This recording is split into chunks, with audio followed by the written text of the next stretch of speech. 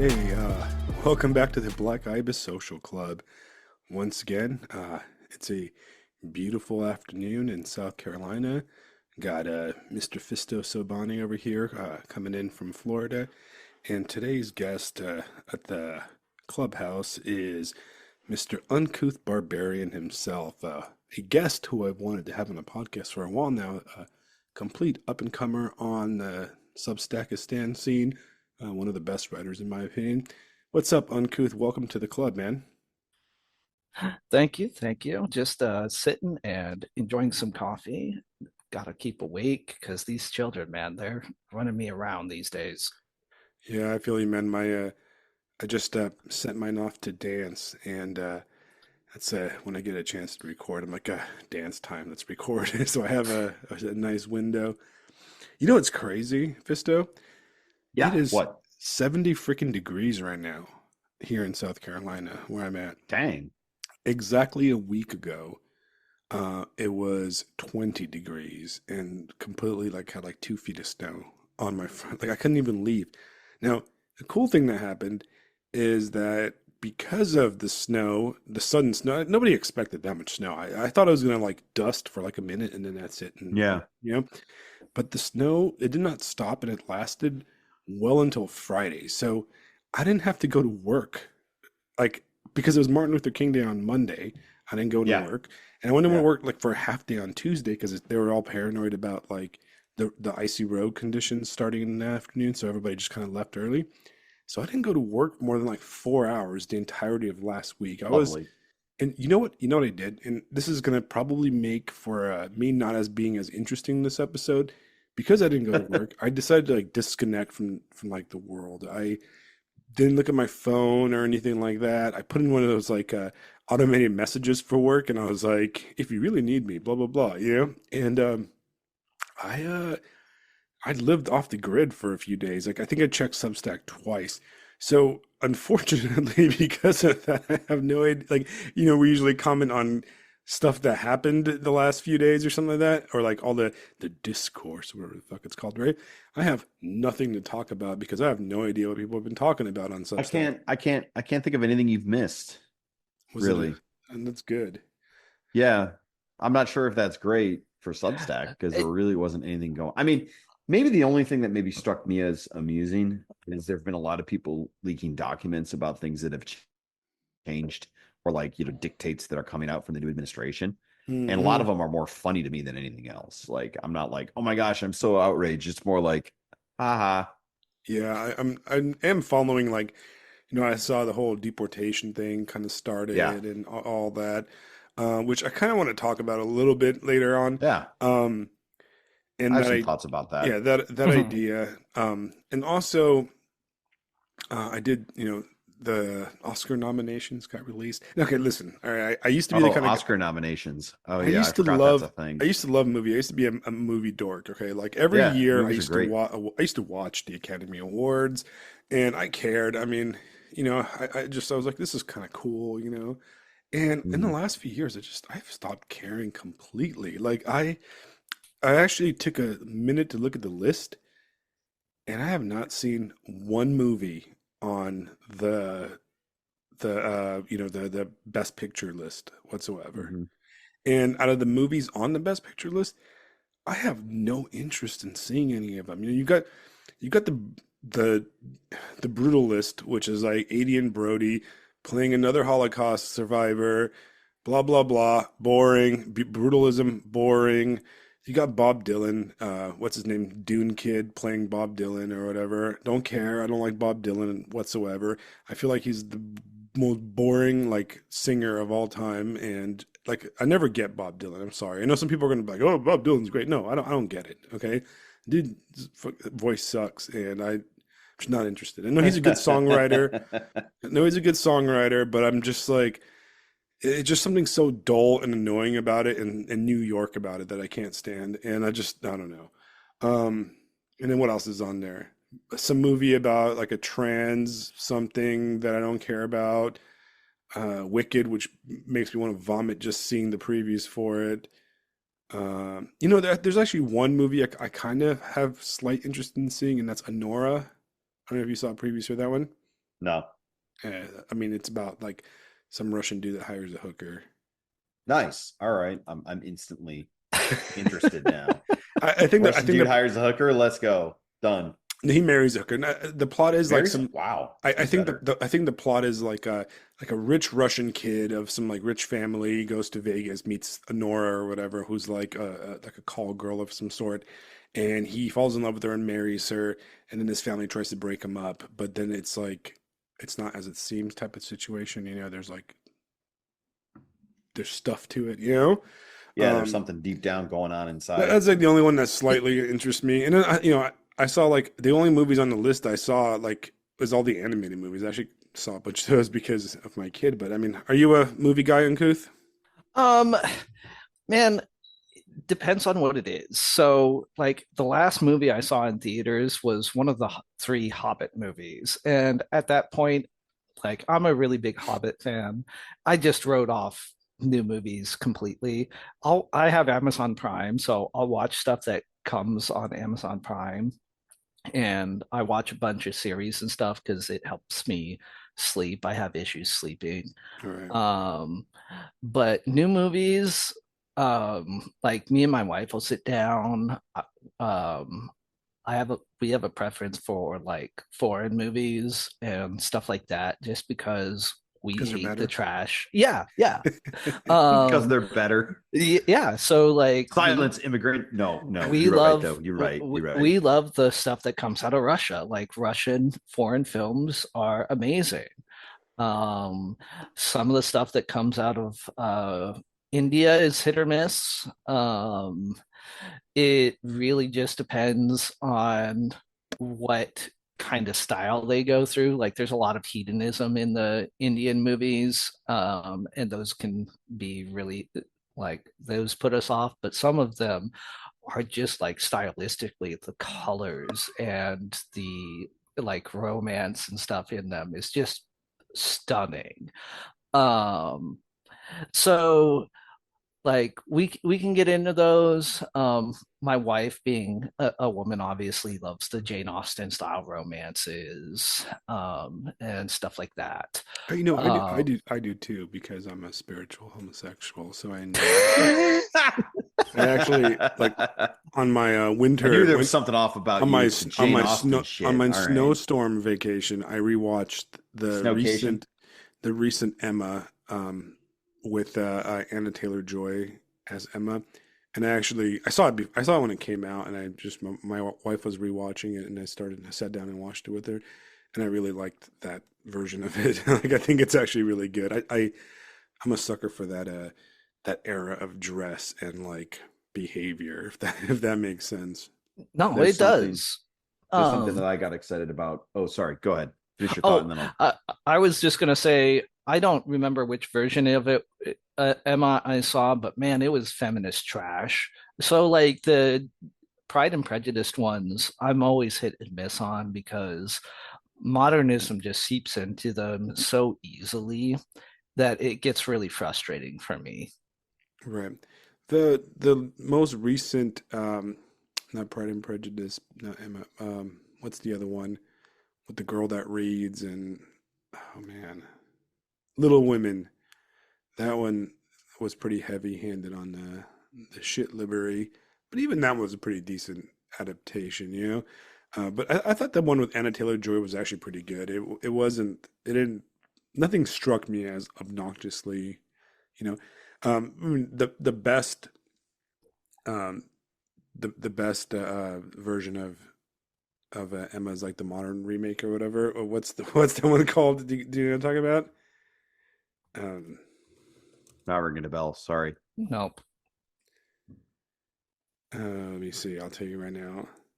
Look it up. Look it up. While you're looking that up, something that I got excited about this week in class, we're doing Japan, and we're talking about the Tokugawa Shogunate. And I haven't yet watched Shogun, so I'm going to be putting that on my list of things to watch.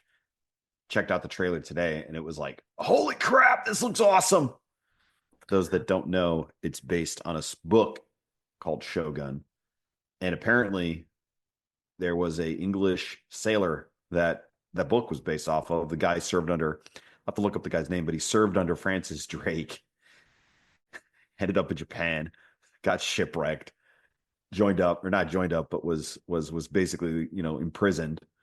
And then the guy ends up rising up the ranks of the shogunate and becomes a samurai and like a key figure in Tokugawa's court. Lives to be 55 years old, has a couple of kids out in Japan, and freaking dies out there. I'm like, what a freaking life. Holy crap. His name was William Adams. That's it. Yeah, William. I remember it was Bill. So William. The cool story. I Ooh. actually have a cool story you might dig. By the way, the movie I was thinking about was Clueless with Alicia Silverstone. Oh, geez, wow. That's actually Emma. It's just the modern Emma. We're gonna get burned down for forgetting Clueless. I can Yeah, just see I it. forgot Clueless. It just came to me. But William Adams, right? So interesting kind of story. I read the novel itself, Shogun, is written by James Clavell, right? James Clavell himself is a fascinatingly interesting guy. He, I believe, was born in Hong Kong or Singapore, one of those two, right? But Okay. right, and he was interned in a Japanese prisoner of war camp during World War II, right? Okay. And So you had personal experience with it. yeah, he had personal experience with the Japanese, and his first few novels were what I believe one is called King Rat, and they were about like a Japanese POW camp and like people like Americans and British and like that kind of stuff surviving Right. in a Japanese internment camp not internment camp, but POW camp, right? Right. So he was an Australian American. He was born in, let me see, where was he born?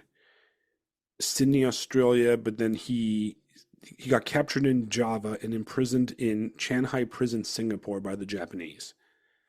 Right. So he has a lot of experience with the Japanese, right? Now, Shogun itself is a fiction. It's a historical fiction, but it tracks William Adams's story, right?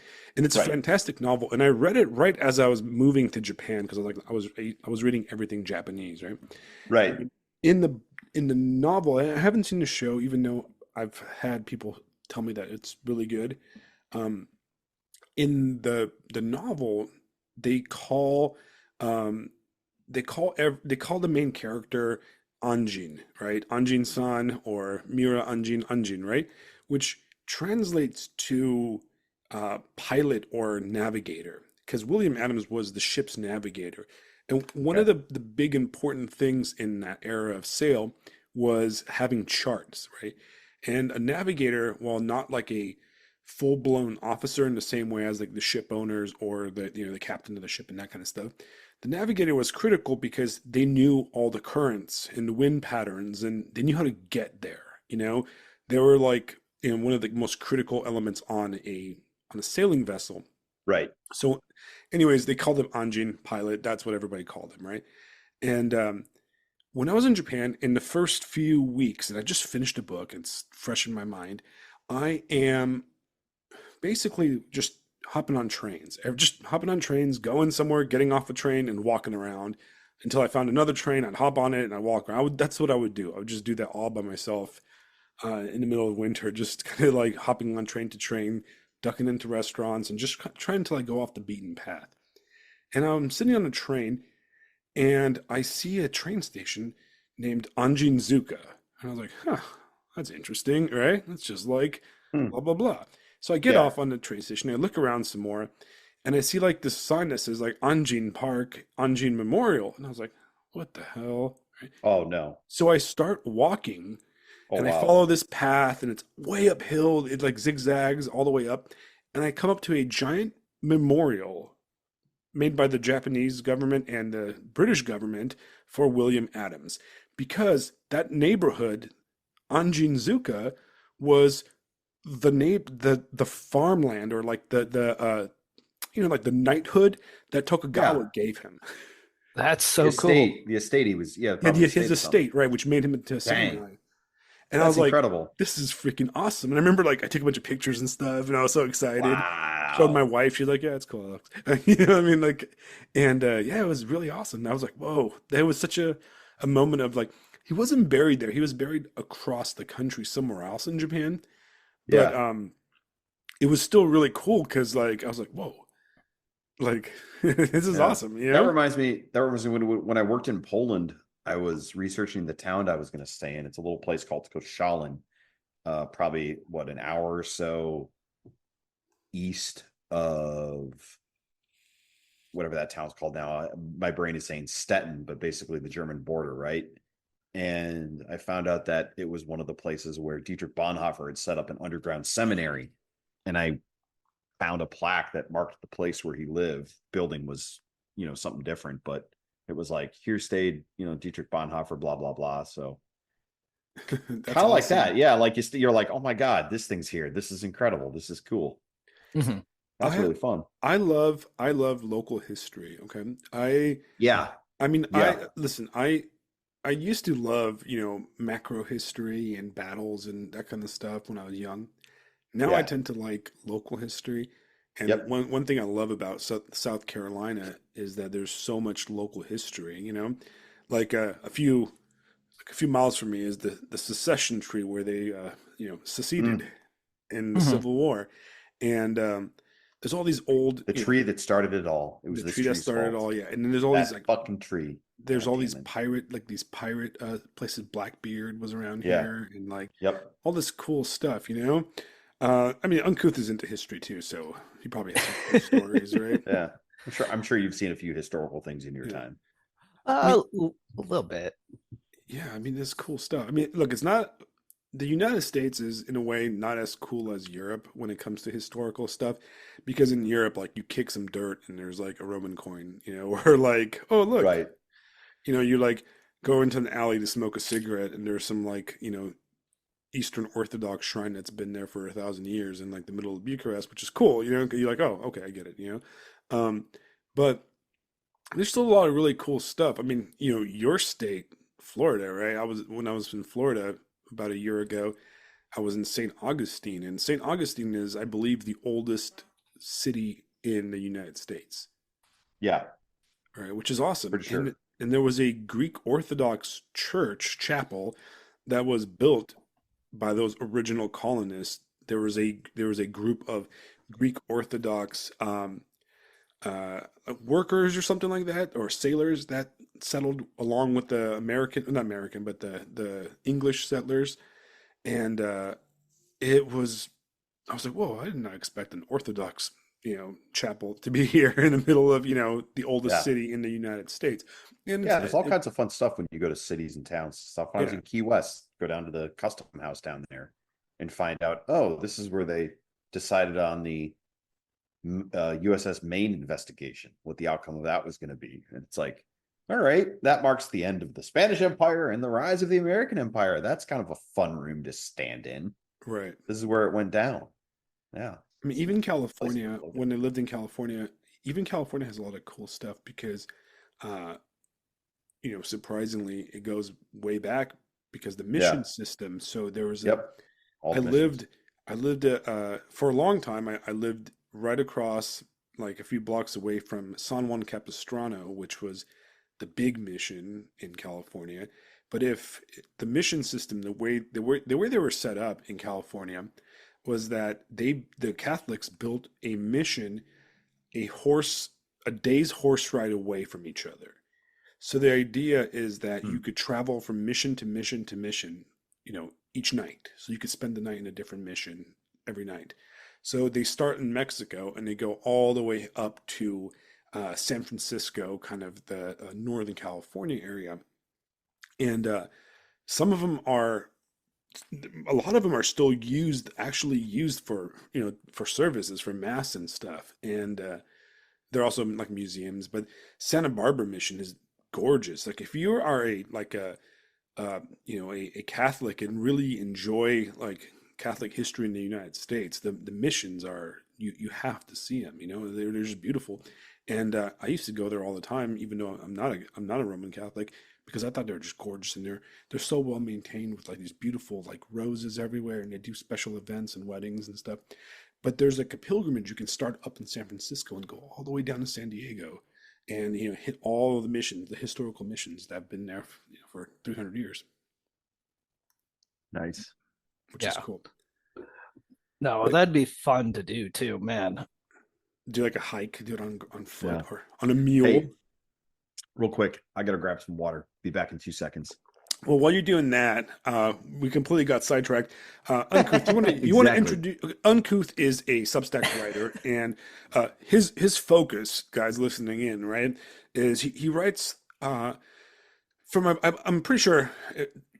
Correct me if I'm wrong, but from a Roman Catholic perspective, and you write on about cities, polities, and you really put a big focus on Aristotle and St. Thomas Aquinas, correct?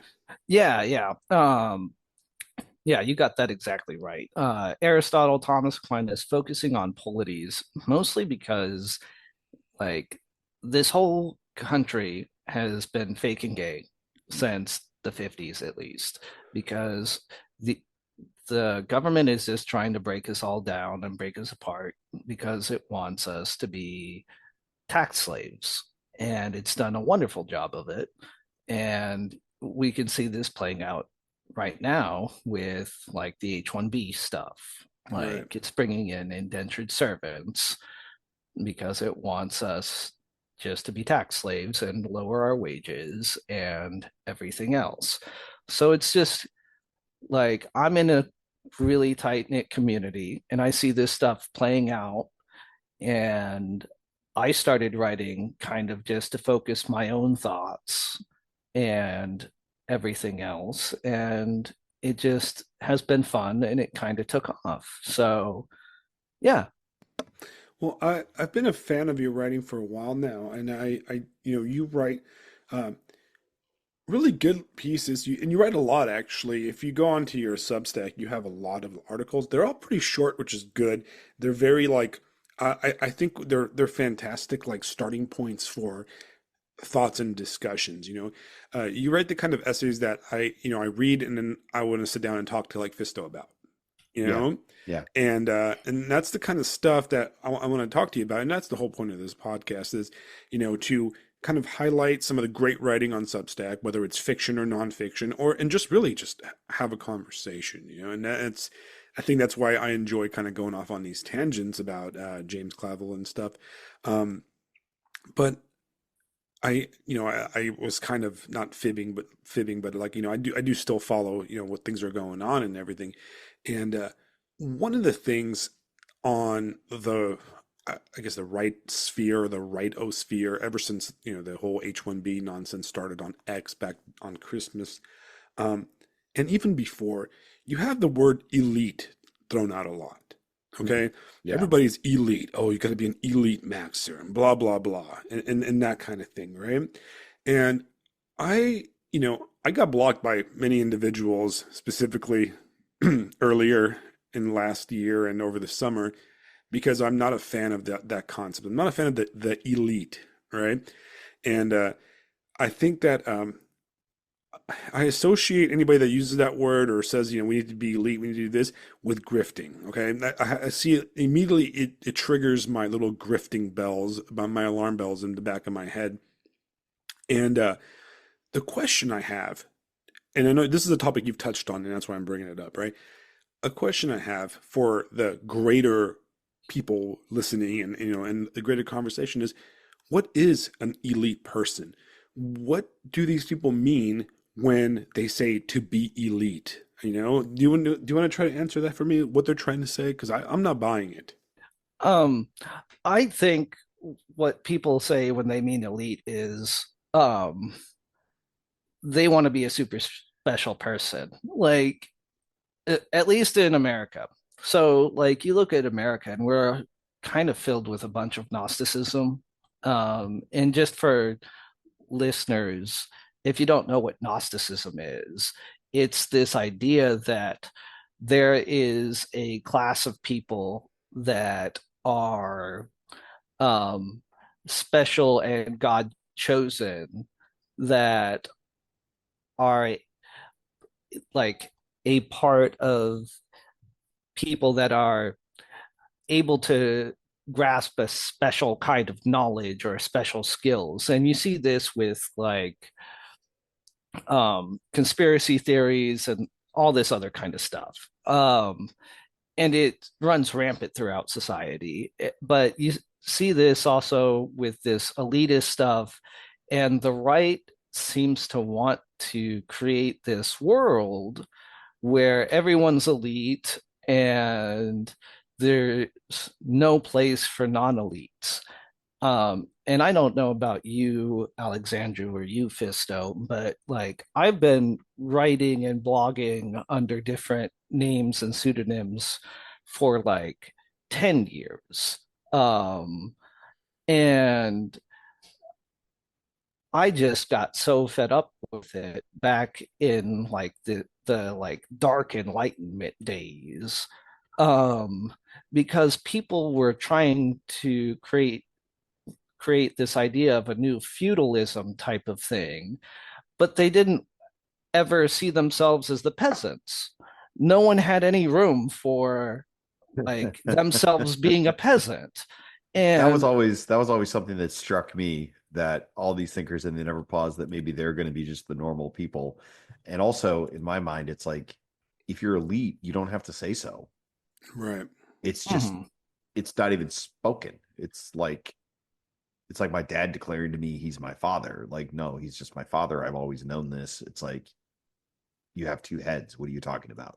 Right. Anyway, yeah. To quote our previous guest, librarian of Kelano, just because you're afraid of the light does not mean you're a dark elf.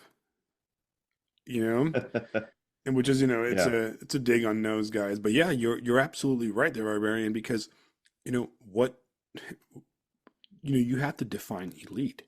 And one thing, and you've mentioned this in your last essay or one of your previous recently essays, is that, and I fully agree. When I was reading it, I was like, yes, I agree, man. I'm with you.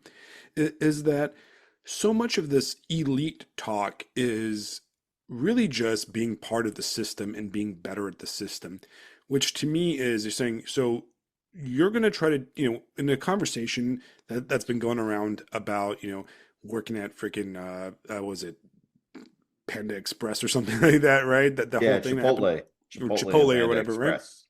Uh, Yep. the conversation's always like, well, you gotta be job maxing. You gotta have two jobs and steal from your corporation, and you gotta be Patrick Bateman from American Psycho and that type of thing. And that elite? Is that what elite means? Elite means to be the best banker, to be the best investment banker asshole. You know what I mean? That to me, that seems like a morally and spiritually bankrupt position. And if that's what being elite means, if being elite means I'm the kind of guy that like, is making six figures and I'm slaving away at some freaking marketing job or some advisory firm or something like that, I'd rather be homeless. Okay. I'd rather be homeless because that's not the life I want to live. It seems that the advice that these people give is just become part of the system and just be good at the system, you know? yeah, Which is no different than, just being a liberal. yeah. I mean, so being elite is always going to mean being the top of whatever society you choose to be a part of, which means that if you choose to be that kind of elite, you are implicitly choosing that you're going to join the system that you're choosing to be a lead of. So, like, if you want to make a, a polity like what I write about, you are literally redefining what elite is, which means that if I'm in my writing defining it as like Aristotelian virtues and like building a family and building a community and growing in virtue, that's the new elite. That's literally what I'm talking about. If by elite you mean I'm going to get lots of money, be able to employ people, um, work at a FANG company, do this, do that, and shut my mouth when it's required of me, well, that's fine. That's your definition of elite because that's what the society that you are involved in, and that's their definition of elite. that's your choice. Right. And and I'll pontificate a little bit here, right? I am opposed to that society. All right. I believe that to be a truly, spiritual and good individual, you've got really two choices, right? And you guys can please feel free to call me out and criticize it.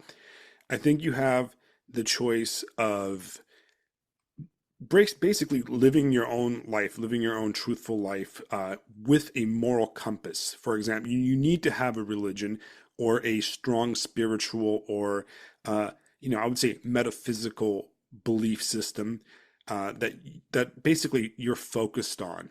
That is separate from the mainstream materialist system, and you have to be able to live that truth. And then the other way is to do a full rejection of that, which is, I would say, like, the Baptist kind of mindset, right? Right, where you're just doing your own thing, going to Thailand and sleeping with hookers and stuff. Like the artist kind of degenerate lifestyle, which is not for everybody, and it should not be encouraged for anybody. But some people need to live on the edge. Um, but what a lot of people are going to see in the next year, in the next few years, right, is that so many of the people now that are running for the top, the elite game or whatever, right? They would be liberals 20 years ago because the politics game is a game, right?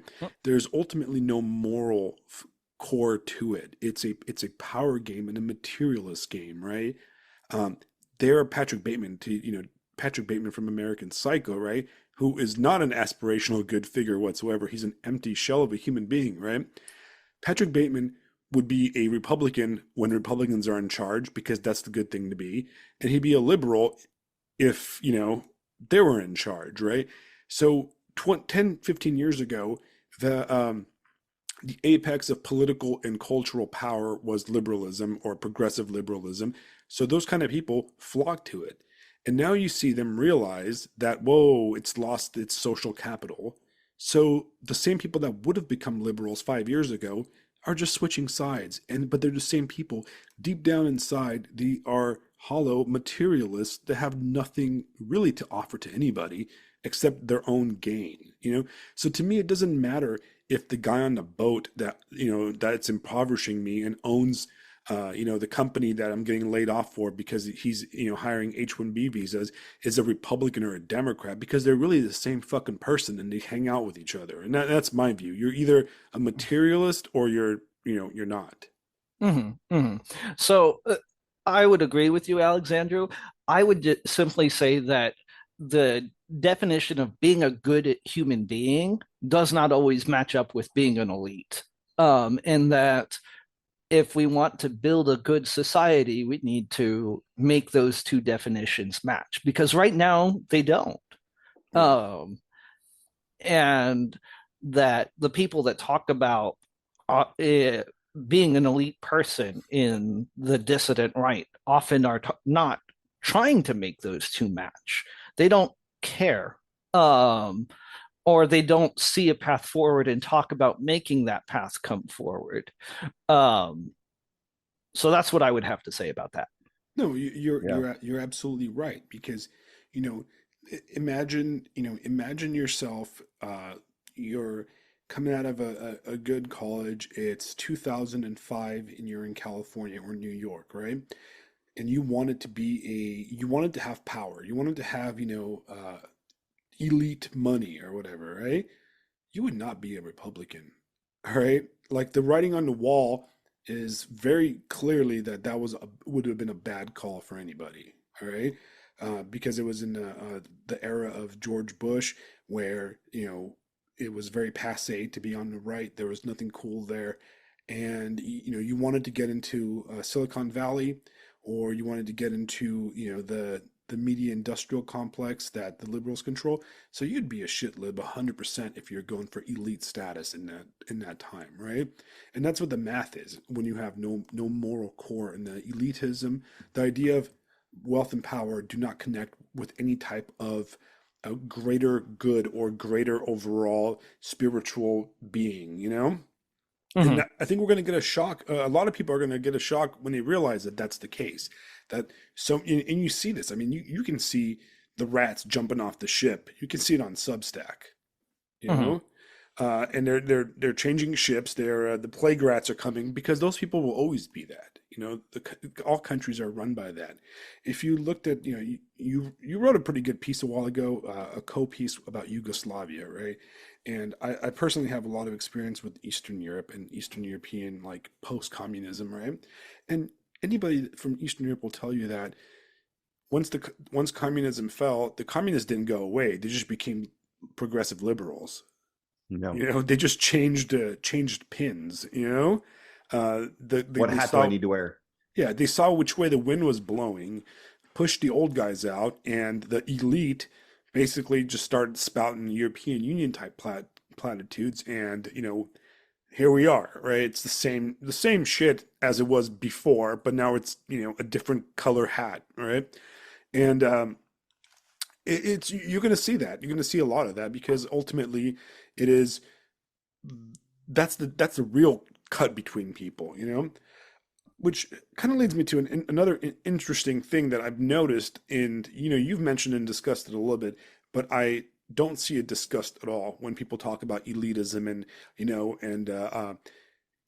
getting ahead in the world and that kind of stuff, right?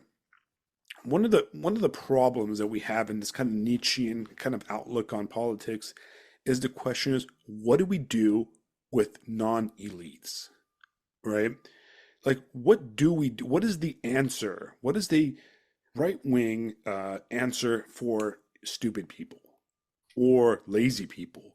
Or, because let's be honest, right? Every country, all people, there's a huge percentage of individuals that aren't elite. They're not special. You can't have elite if everybody's elite, right? So, how does a leader take care of the dumb people, the guy that just wants to grill, the guy that just wants to watch football and sleep with his wife and have kids and throw rocks at walls or whatever people do, right? Because Yeah. not everybody Yeah, can. it's interesting. Right. It's interesting because you got to stop and realize, okay, well, what exactly do we mean by non-elite? Do we mean the guy that grills and has a wife and kids? And I mean, are we talking about just normal baseline humans? Are we talking about folks that require an investment of time, love, and energy in order to have any kind of life, like with properly, you know, retarded, disabled, and I mean that classically, not shut up, retard. Like classically, folks who need help, the poor, the disabled, the infirm, the sick. Right. Well, Well, it's What exactly both do we mean by actually. that? It's actually both, right? So it's anybody who, it's just anybody who's not them. yeah. Well, let me so let me quantify it real fast for All Barbarian because right. I want your answer, Barbarian, right? But I wanted to clarify Yeah. it, right? If you are the elite striver that is job maxing and doing everything that these guys are giving you advice to do, right? You're still a small percentage of the overall population, right? So what happens to the two other categories like you just described? The guys that are Yeah. just normies, right? That are not going to be maxing because they don't want to, or they don't have the drive, or they're just like delta kind of guys, and then what do you do as a society with the dredges, the people that either can't even be mid, right? Or are, for whatever reason, drug addled or insane or homeless or just degenerates or, you're crazy freaking people, right? You need a population, a country, a nation is made up of all these type of people, right? So we have to address those groups if you're talking about elite. What is your answer, dark elf, yeah, yeah. So you are anticipating at least where I'm planning on going with the current series that I'm at in terms of stuff. So this is going to be rough or answers and not as detailed as I'll probably get into with the writing. But like as you're saying, these people like they deserve to participate in the common good of society. Like they're generally like as you're saying, they're conflict averse. They want to do the 9 to 5 job, go home to their wives. They don't want the conflict. They don't want hard choices.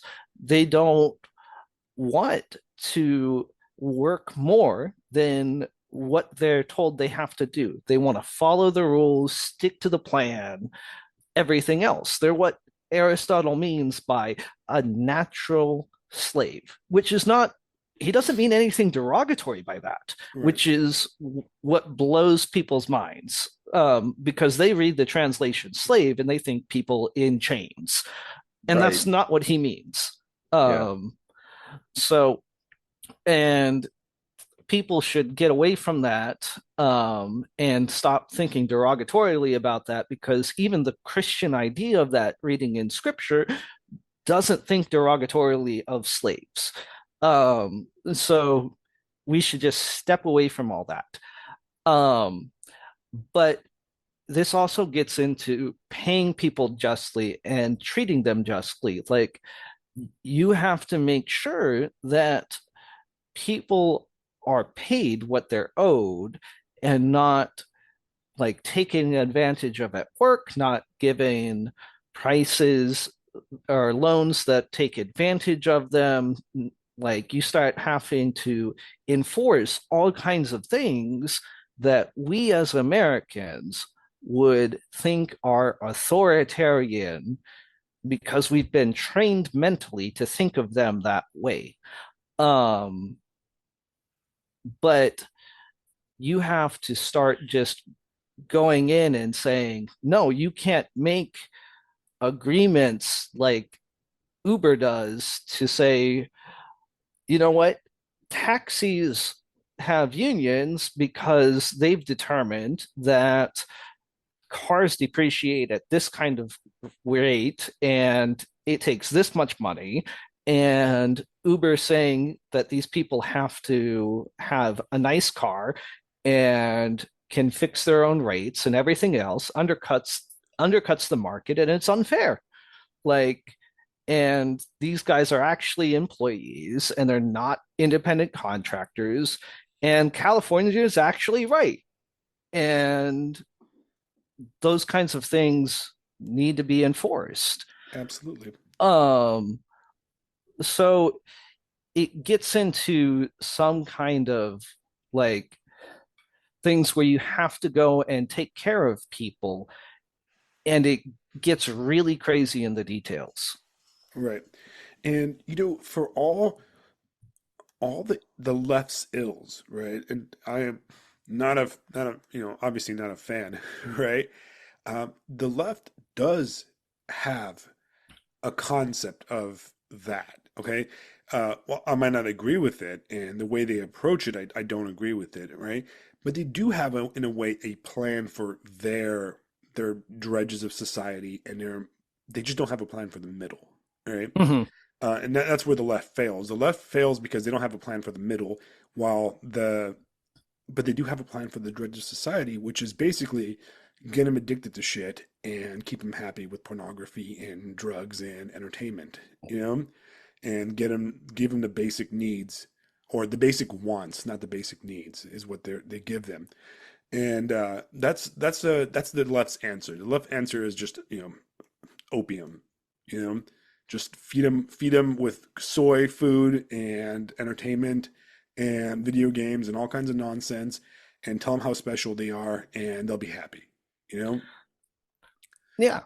But the right Yeah. doesn't really have an answer for those people, because not everybody is Curtis Yarvin, all right? Not everybody, like, I hate the idea of saying this about ourselves, but the fact that we are well read and we're even having this conversation puts us, leaps and bounds above the average individual. All right. This is an exclusive social club, the Black Ibis Social Club, Visto, right? We don't let anybody in, Absolutely. right? But we are, Of course. ultimately, the fact that we're even having this conversation, and the level of reading and understanding and knowledge that we have is well above your average individual, and you know, we forget that a lot of times, right? Us perpetually online autists sometimes forget that there's a real world where if I cross the street right now and talk to my neighbor, he has no idea what the hell I'm even talking about, right? He couldn't You're even right. tell I you. could just imagine it like some performance development meeting at school or something. I'm just like, so guys, the alignment's bullshit, right? Like all that stuff just I mean, my God, Right. I'd be I run out mean, on a rail. I mean, I could walk in my entire neighborhood, knock on the doors, and ask them what anybody thinks about Aristotle and Thomas Aquinas, and not one person Who? probably exactly, Uh-huh. right? So the question is, if we are going to be leaders, all right, if your elite people are going to be in charge, you have to have a program for these people, right? You have to, and you're right about Uber, and Is it, hold on. I wanna make a pedantic quibble at one of the words you just used. Do we really need a program, or is it really a essence, a virtue, this is what it means. This isn't what people should be. This is what it means to be a person. You see what I mean? right, right. No, I agree. But leadership, in a way, I believe indicates, taking charge. And Yeah, if you're going to lead, you have to have a plan, right? right. And you have to have a baseline, an answer. Because once you're in charge, you're going to get those questions, right? Do And you we, have to look out for your people. when it comes to elite, I mean, you have people who just want to have their house and they just want to run the household, and that's fine. Yeah, I mean that is what that is. When you're looking to lead other people and you're looking to lead men and women and become a leader in a community, is that something that can be developed? Is that something that can be trained? Or are we talking about discovering leaders and then identifying them and going, ooh, this guy's got the sauce. Let's put him in positions where we can help him do the thing. I'm thinking of a couple of students of mine um, at one of the clubs I lead. I told the guy, listen, come to the club, come with some ideas, come with some things you want to get done, things you want to do.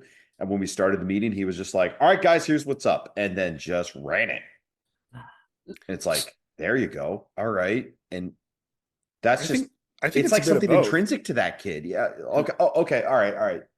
Because you're probably right. Because I've met the guy's parents. And I mean, oh my God.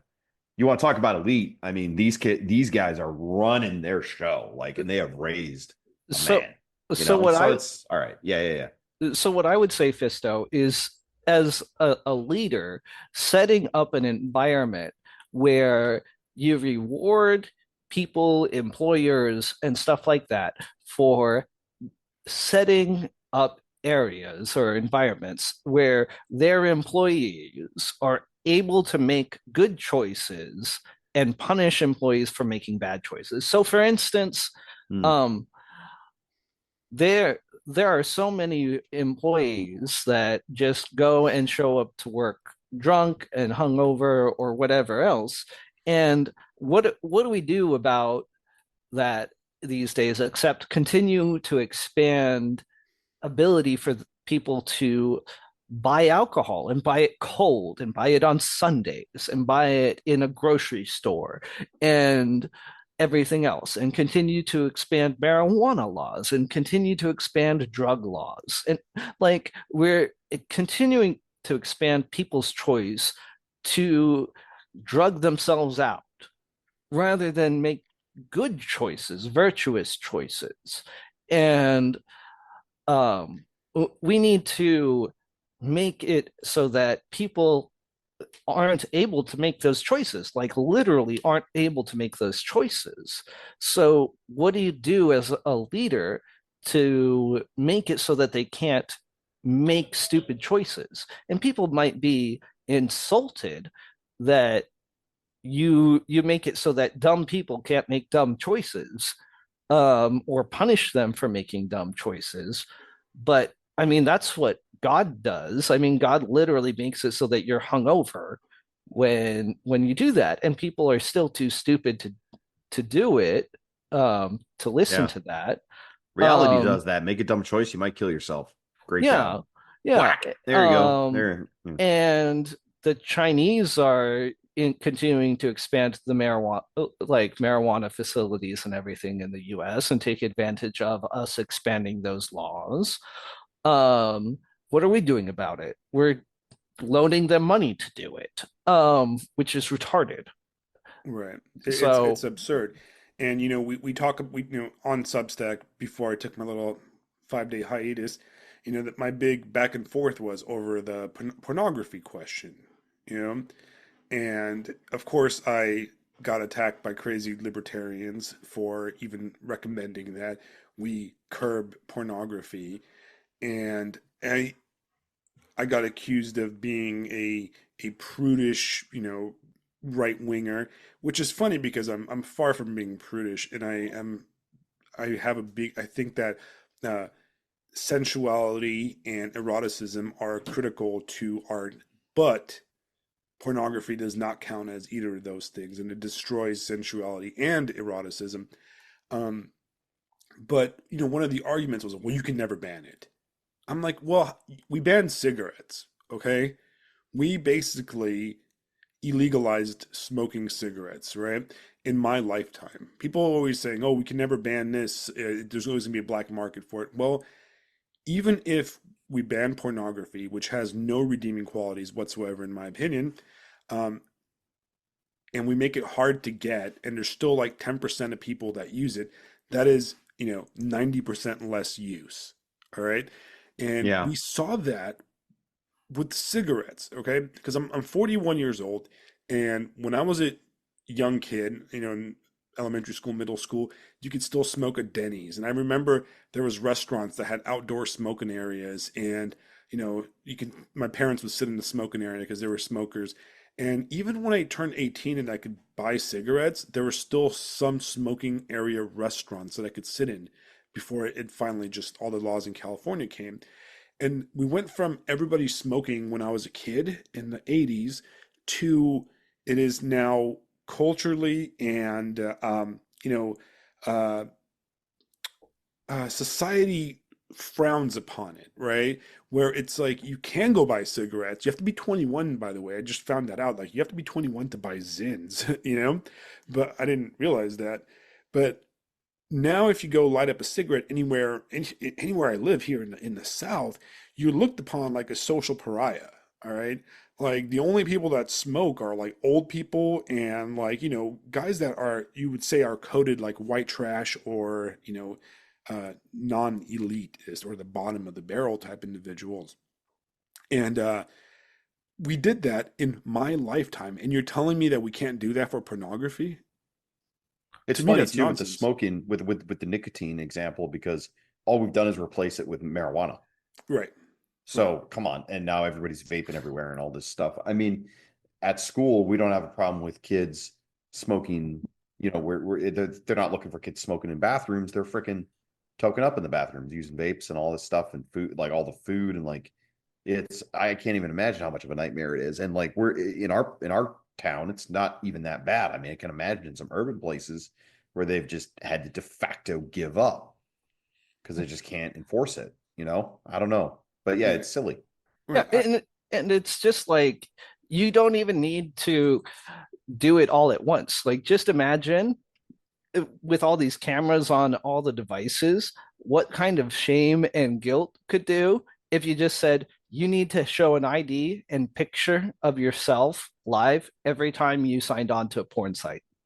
What what kind of shame and everything could that get for people if they thought that they had to log on and that would be tracked by someone somewhere? Yeah. Yeah. No, it's funny because I won an argument against in-person argument against we were debating pornography and its degeneracy and its value. And there was a friend of mine and his coworker a few years ago, and we were talking about that. And I won our little debate because I was like, okay, you're saying that pornography, is good and it's fine and it's harmful or whatever, and it's not shameful. Let me see your search history on pornography. Let me see it. Share it with us. You're not going to because you're ashamed. Yeah. All right? Because it's fucking weird and degenerate. And you're ashamed of it because deep down you know that it's gross.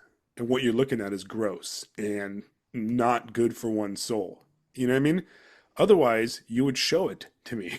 And he didn't. He didn't take my call You out. know, it's interesting to me to think about it where it's not embarrassing in my mind because it's sex. It's embarrassing in my mind because it's slop.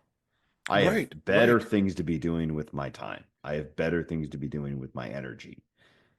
right. And thinking about it now, I could probably think about it much more clear-headedly because I'm older, and that, you know, the drive for that has lessened somewhat. I'm not a horny 18-year-old anymore. Thank fuck for that. Which probably makes me pause and go, God, even all the more the reason the adults need to step up and be like, okay, no. Because when you're 18, 20 years old, I mean, you have no fucking clue what you're doing Right, absolutely. about anything. And then we legally allow these pornography sites to be on our children's cell phones. What kind of a culture, what kind of a society does that? What kind of a society does that? What kind of culture gives them cell phones? Right, right. But yeah, and again, it strikes me that it really just goes back to it's slop. It's mass produced, meaningless trash that gets shoveled. And whether it's got titties or not, this is not what people are meant to. This is not people are meant for better than this. Right. And I did not want to go too deep into the pornography thing, but I kind of, because people are going to talk about this one specifically. So Oh yeah. I'm not a prudish person. Okay. I am, I will take criticism and I will accept the criticism from the more traditionally religious individuals in our circle that I tend to be a lot more of a libertine. Okay. And in my younger years, I was very much a liberal minded. Okay. And I adhere to the idea that, you know what, it's a woman's body, it's a man's body, you should just do it, whatever, and enjoy pornography. Is like, so I really bought hook, line, and sinker the whole idea of it being empowering or just kind of like it just is. And but I was personally never really like into porn, for example. I never had a porn problem. I was like, it's there. I remember like the first thing that would be considered porn that I ever like saw was somebody like in seventh grade brought a copy of Ginger Spice from the Spice Girls in Playboy or whatever. And I was like, ooh, Ginger Spice. But it was like, it was dull. I never like went out looking for it or anything like that. Um, but I still had I would say a liberal empowerment viewpoint on it, right? And in my early 20s, through friend of friends, through different party groups, I met this individual who worked in pornography. He was not he was not a performer or whatever, or a director, but he was like a light guy or something like that. You know what I mean? He did like the lighting for movies and stuff. And he would tell me the stories of the kind of stuff that involved in it. It was all horrifying stuff. I mean, this is horrible stuff. Can't even mention it without being banned from all the internet. But one time, he invited me to a party, and there were like, because people that do degenerate stuff always want other people to join their degeneracy, kind of. Like there's something about that.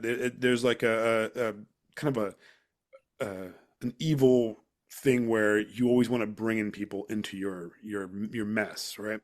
Mhm. He invited me Well, to it's a party. right, It's a right. party. Well, So He invited me to his thing, and he's like, "Oh, there's these like porn actresses. They're gonna be there, and blah blah blah. You should watch this video." I'm like, "Whatever. I'll give it a look." And I'm not gonna tell you guys what company it was. It was a big like if you're like into like porn, I think you probably know who these people were. So I went to this party, and I was like open-minded, liberal, progressive, feminist guy. It's me, and I was fully disgusted by every individual in that place, right? And this is me. Like I'm telling you, like I was like the liberal atheist, open-minded dude, and I was like, oh my God, go to church. Fuck, you know what I mean, right? there And are limits, sir. Even with and it this. wasn't okay. It wasn't like a weird like sex party that I went to. It was just a regular party, people just hanging out.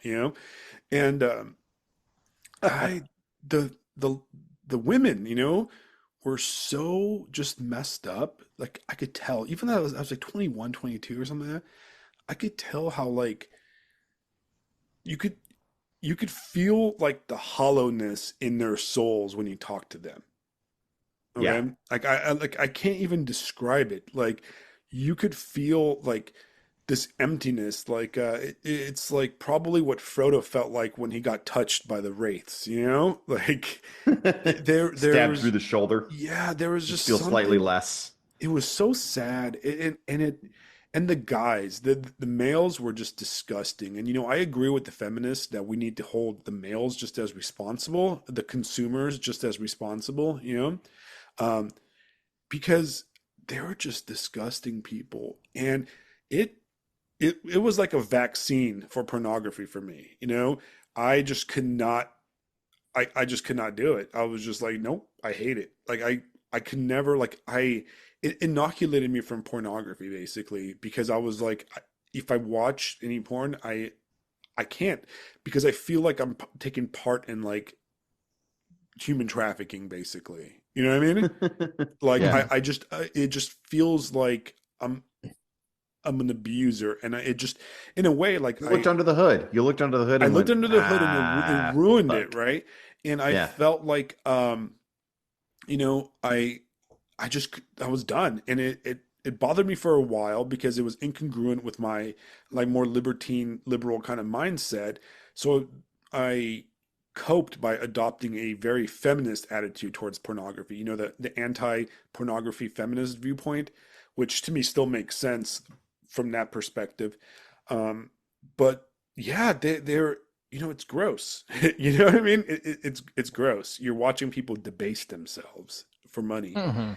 And there was that one girl that slept with 100 dudes or whatever. That was like the big internet thing. What, 2 weeks ago or 3 weeks ago? I don't even know her name. Don't I care. I don't even know. But like, I don't know. I haven't been in it under the hood as much as you have, but I would just encourage people like think about high school. Has anyone listening to this ever like kept in touch with people from high school like and known those people that become sleazy and everything?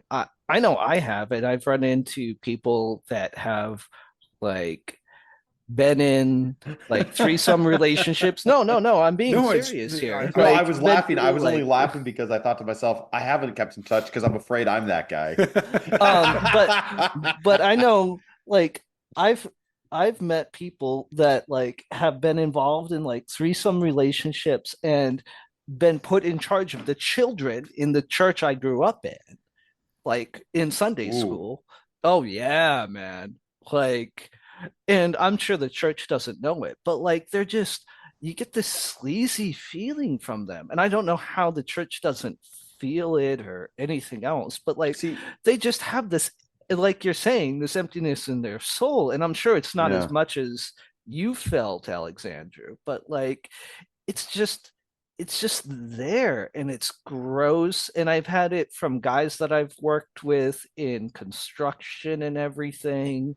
Like it's just vile. Right. Yeah, it's funny to me. I think a lot of that has to do with the transactional nature of so many things, and you don't actually get to know anybody anymore, these days. And for me, when I went on my prodigal walkabout, I mean, the first thing I did was leave church. Like I knew I shouldn't be there. I shouldn't have any kind of responsibility. Like I'm not still gonna go there and be like, so yeah, all the shit I got up to this weekend. No, no, that's not. Gotta have at least some kind of internal consistency, right? No, Uh, I see. I mean, that's a logical thing because while you left the well, yeah. body, it's because you respected it in a way.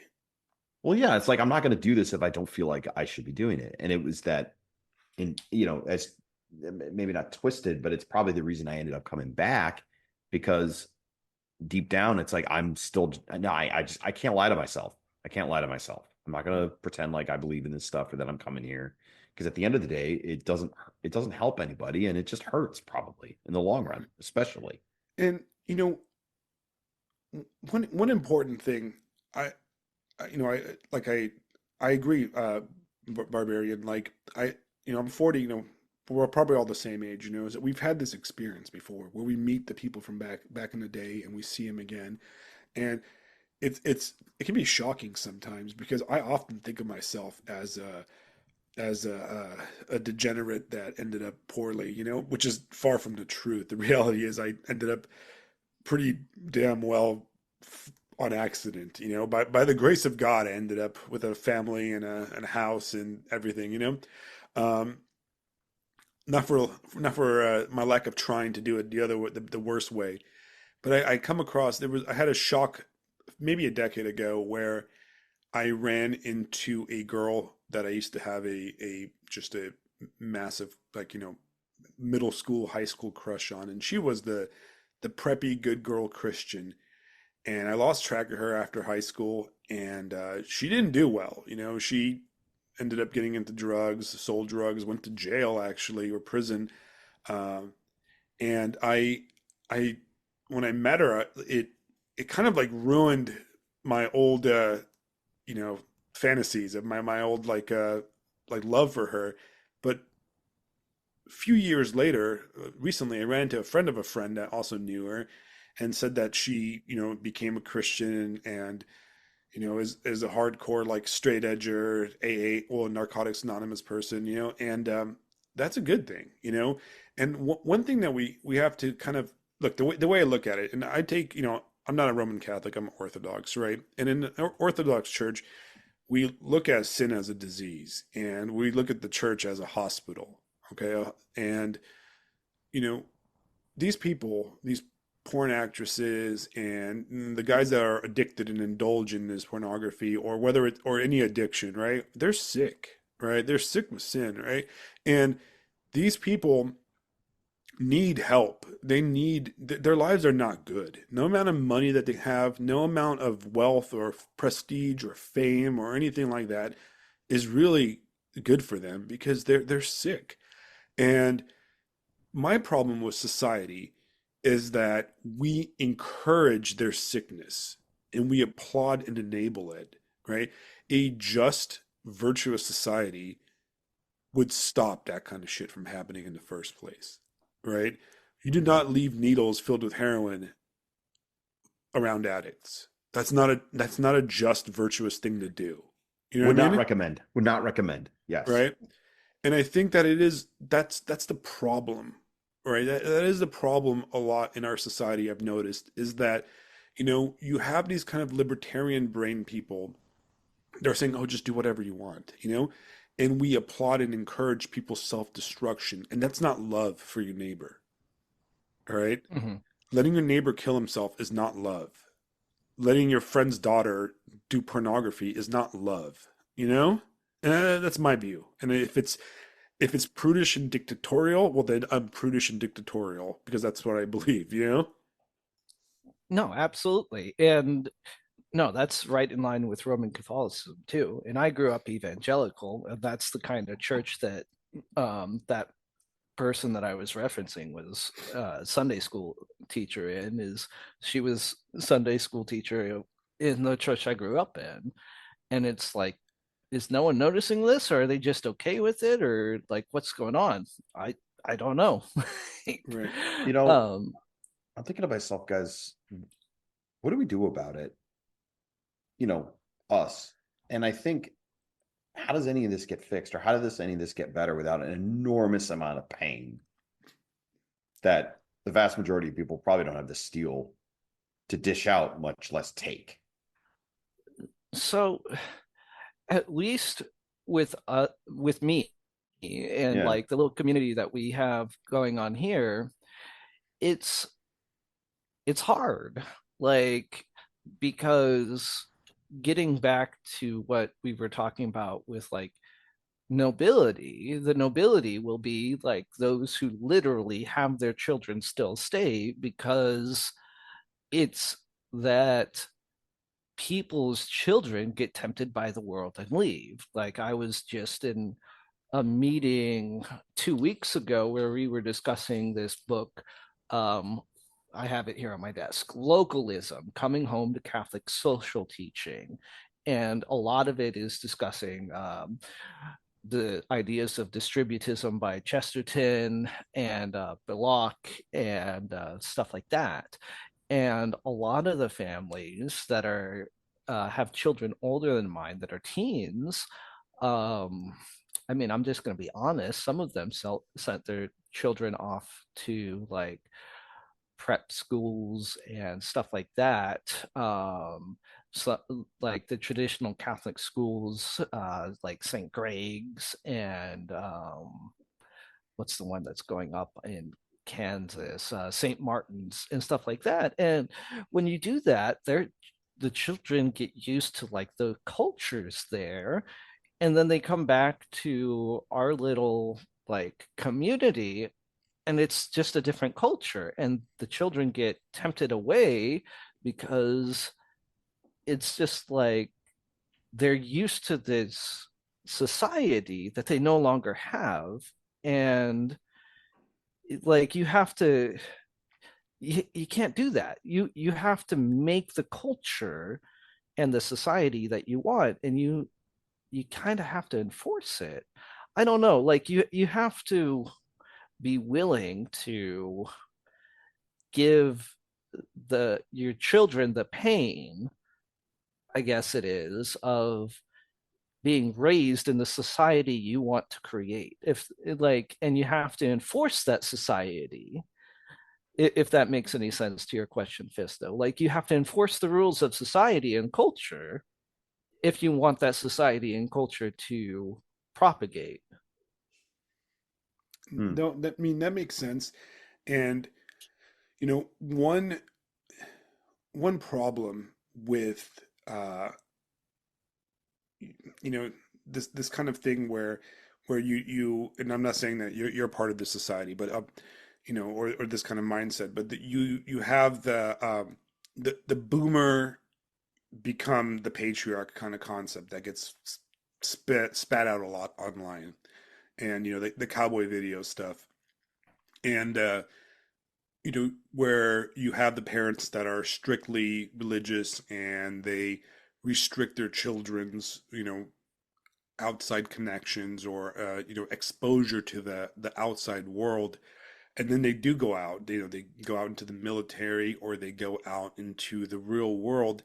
And because they haven't been exposed to the degeneracy, they haven't been inoculated to a certain degree, they turn out bad, you know, and that seems to be a paradox of raising your children hardcore religious in a way. And this is something I've experienced in my own life. I was raised, my brothers and I were raised very non-religious, very atheist, right? I don't think my mom stepped in a church that wasn't like a wedding or something like that, right? And we all turned out pretty conservative and all married and children and everything, right? Very, you would say, typical. We turned out very typically conservative in a way when we were raised very liberal and open-minded. Uh, but through experience, everybody I knew that was a hardcore degenerate or had a lot of degeneracy problems was raised in a very conservative, hardcore, controlling environment. You know, some of the biggest degenerates I knew were more ex-Mormons. You know, and when they got away from that lifestyle, they overcompensated. You know, I spent a lot of time in the military, right? And you could always tell those military guys that were like raised in very conservative small towns because they did not know how to drink, if that makes sense. You know, Hmm. they're the ones that were like pissing themselves after like, you know, 4 beers and they discovered alcohol for the first time and they just went wild and out. You know, they were just insane and doing the dumbest things.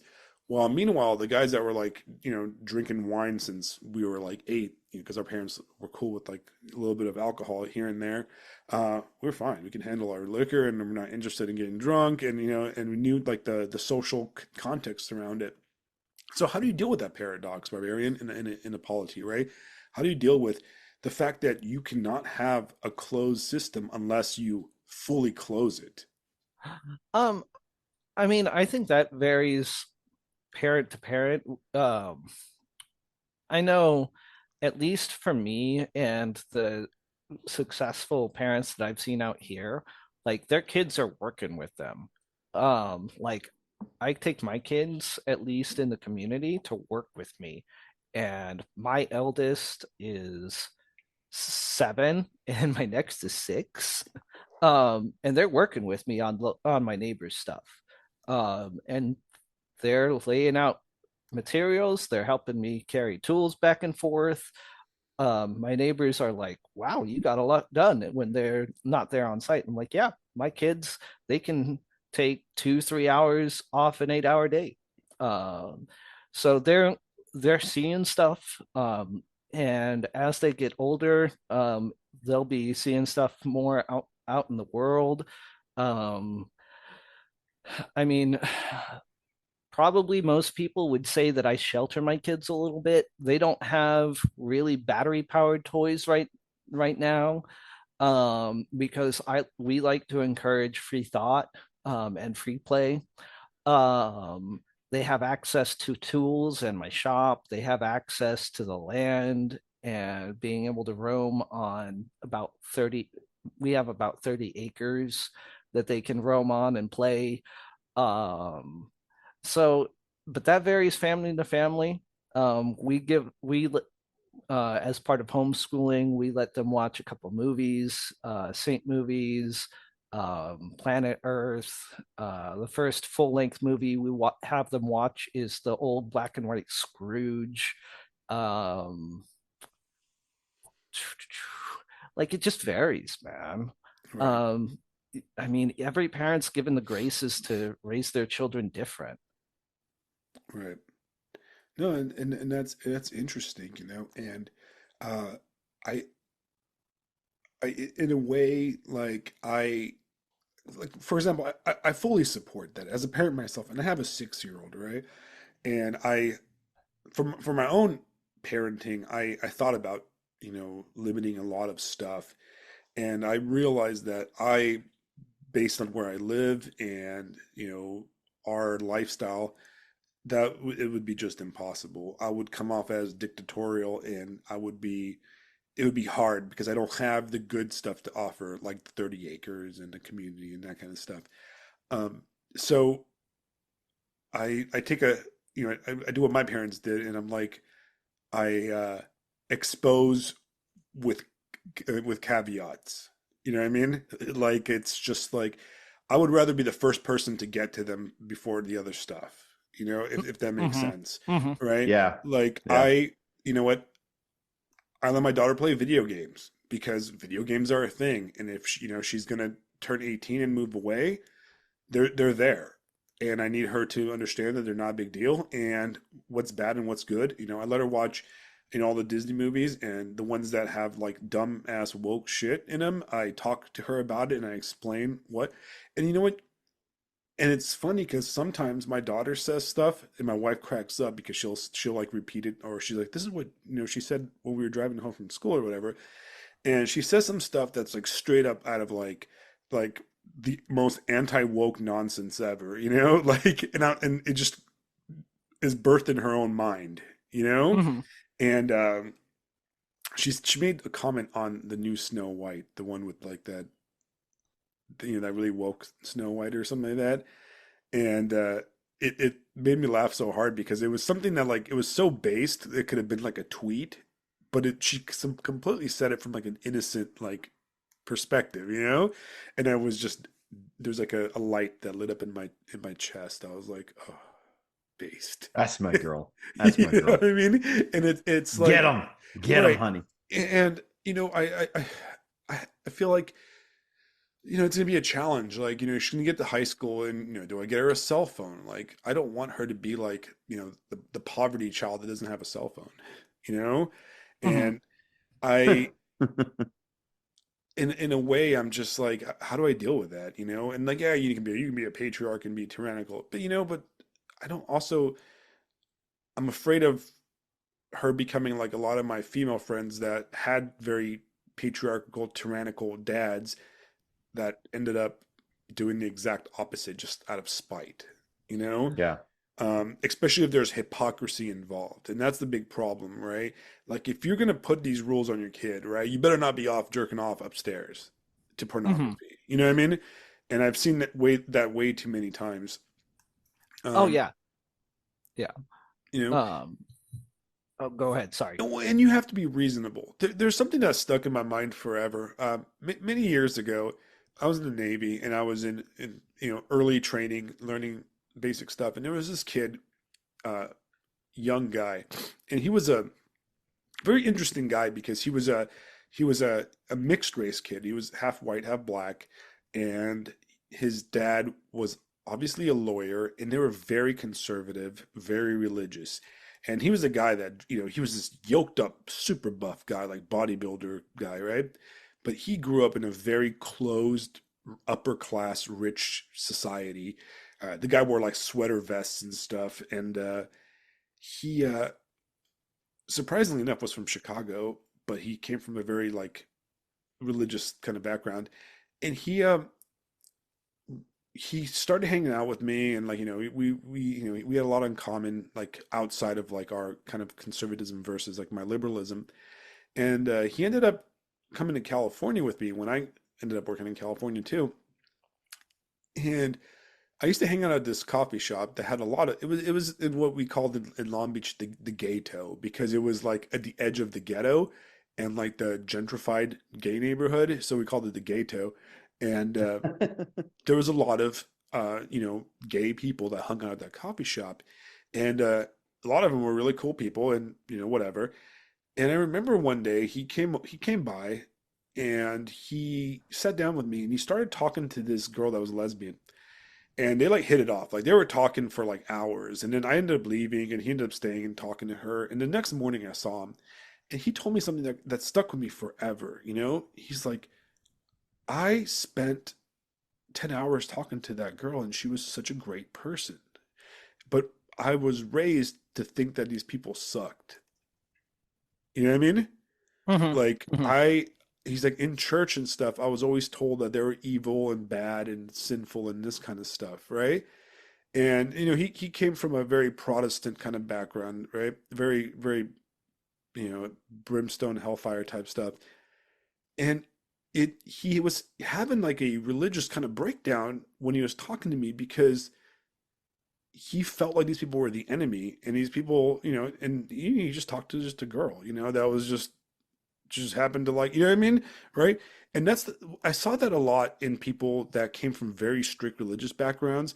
When they meet these people, they're like, well, it's not that big of a deal. These people aren't monsters. They're they might be wrong, but they're not monsters.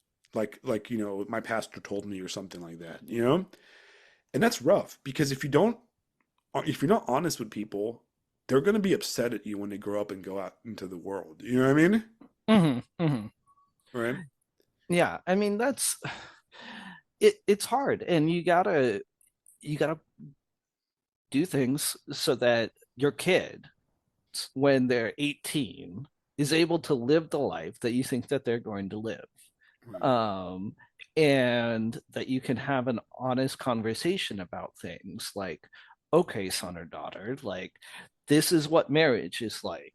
This is like, this is what LA is like. This is what Chicago is like. This is what it's like to be in theater. Like, I mean, before I converted to Catholicism, I worked in theater for 10 years. I know exactly what that's like. Um, um, like It's probably the one step below pornography. I'm sorry. Below, one step below. Yeah. oh man. Fantastic. Oh, but yeah, I mean, it's not that you want to scandalize a child and break that innocence that's there, but you need to have that relationship where it's like, okay, like, we're going to step into this. Um, Maybe you get them a smartphone with some of those built-in restrictions, or just a flip phone. I mean, they still sell those, or like, and you tell her, like, you're going to ease into this or not, or I don't know. I mean, you're going to have to I would, see I where would, that is I would Right. recommend, encouraging being a Luddite, where she's like, cell phone, and then she just whips out a book and slaps him with it. Yeah, right. That's That'd my, be the ideal world. that's I my I vote. want to be Excuse me. yeah. I want to be a Luddite, right? Gross. But Cell here, phone, that's gross. look, I'm but offended. here's the thing, right? I want to be a Luddite, and I want to keep my child off the internet and all that stuff. But here I am podcasting on Substack, right? You know what I mean? Right? So like I have to explain that. I have to explain that this internet, modernity is a double-edged sword, right? It's a two-edged sword, right? And it can hurt you, and it does do good things. There is some great things that come out of it, and it's a Yeah. tool like anything else. And sometimes, it's a tool and a key, and sometimes keys open shit you shouldn't be opening. Um, Not but now, honey. Daddy's talking to his perverts. yeah, He'll yeah, he'll pretty talk to you much, later. right? No, it's you guys keep describing complexity. You guys keep describing how intricate and how incredible even a fallen creation is.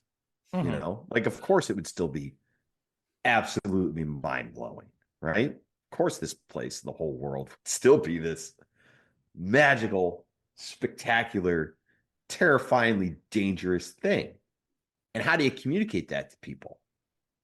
How do you communicate that to your own children to be like, guys, I birthed you into a fucking trip. Hold on to your buckets. Like, here we go. And, I don't know how to do that. I mean, hopefully, once I have my own, I'll be able to, see how I Yeah. do. But you Um, just gotta kind of, I think, trust and hope that you're gonna figure it out. And you got to start with yourself. You got to start with yourself, realizing, oh, here we go. This stuff's gonna be off. It's gonna be crazy. It's gonna be crazy. Right. Now, from a Catholic perspective, I am a fan of Marshall McLuhan. Right? I don't know if you're familiar with Marshall McLuhan, I'm Barbarian. not. And so Marshall McLuhan he was a like a sociologist. I mean, like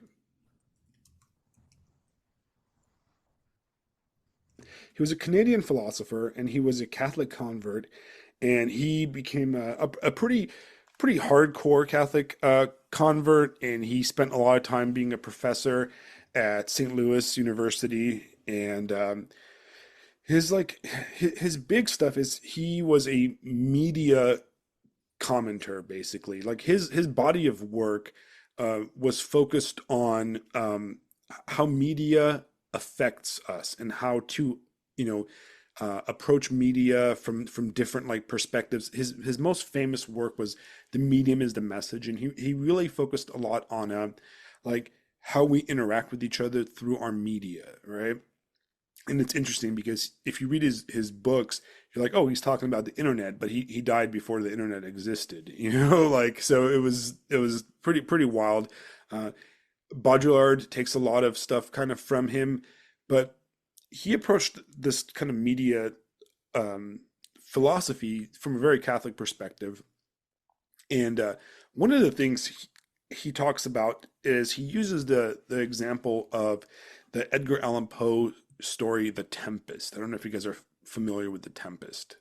I'm A not. little bit, but it's been a while. And I'll give you a quick rundown of The Tempest. The Tempest is Yes, a Pulse. story about uh, it's basically about these two brothers or three brothers that are fishermen, or they go out on this boat out in basically out in the ocean or something like that, and they're out there and they're always skirting like these storms, and they're always going far away because they're going to fish for the best fish, right? Well, one day they get caught up in like the worst like supernatural storm. It's an Edgar Allan Poe kind of storm, right? And one of the brothers just gets freaking sucked up and he's gone. He gets sucked up into this tempest, right? Now, the other two are struggling. The boat's caught, it's not going anywhere. They're struggling. And one of the brothers, he basically ties himself to like the mast or to like something, attached to the boat. So he's riding the boat. The other brother, he notices, right, that all the items and crap off the boat and all the debris that's floating around in the storm that is free flowing, that is basically floating out of the tempest. It's being ejected out of the tempest, right? So instead of tying himself to the boat, he lets himself go. He ties himself to like a free floating piece of like a barrel or something like that, right? And the storm, the cyclone takes him and tosses him out, and he washes ashore and he survives, right? And McLuhan uses this story as in his opinion, how we should approach the media and stuff. right? As in, we have to recognize it for it being the tempest, and we have to be knowledgeable and understand how to navigate it. Because if we barrel down and try to ignore it or tie ourselves down, we're just going to go down with it, you know? And I always think that's a good way to approach how I approach my child, for example, where I'm like, listen, it's out there. Like, here it is. I'm not going to hide you from it. The world is dark and it's filled with evil and there's scary stuff. And this is why we do stuff, you know? But also, it's also good. And sometimes the bad things look good and sometimes the good things look bad, you know? And that's a tough one to teach kids, you know? But I think that's how if I was, probably the best thing for myself is I would just, delete all social media, delete Substack, delete everything, and just close my laptop forever and toss my phone in the toilet and never touch it again. That'd probably be the best thing ever, right? But I can't do that, right? I can't do that for multiple reasons, right? And because I can't do that, I think that the best way to deal with it is to recognize its dangers and navigate them properly, if that makes Mm-hmm. sense. And that's what you have to kind of teach your kids, in my opinion.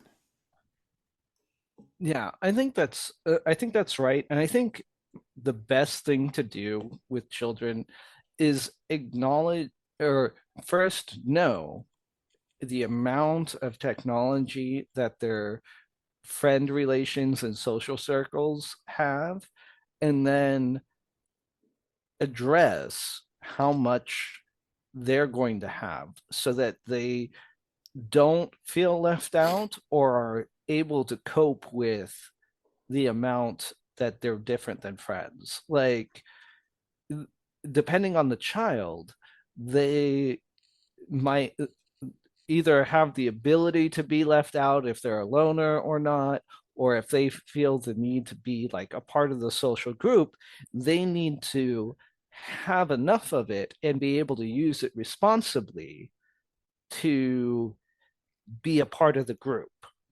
Um, so like in my setting, there's not as much technology. Like there just isn't.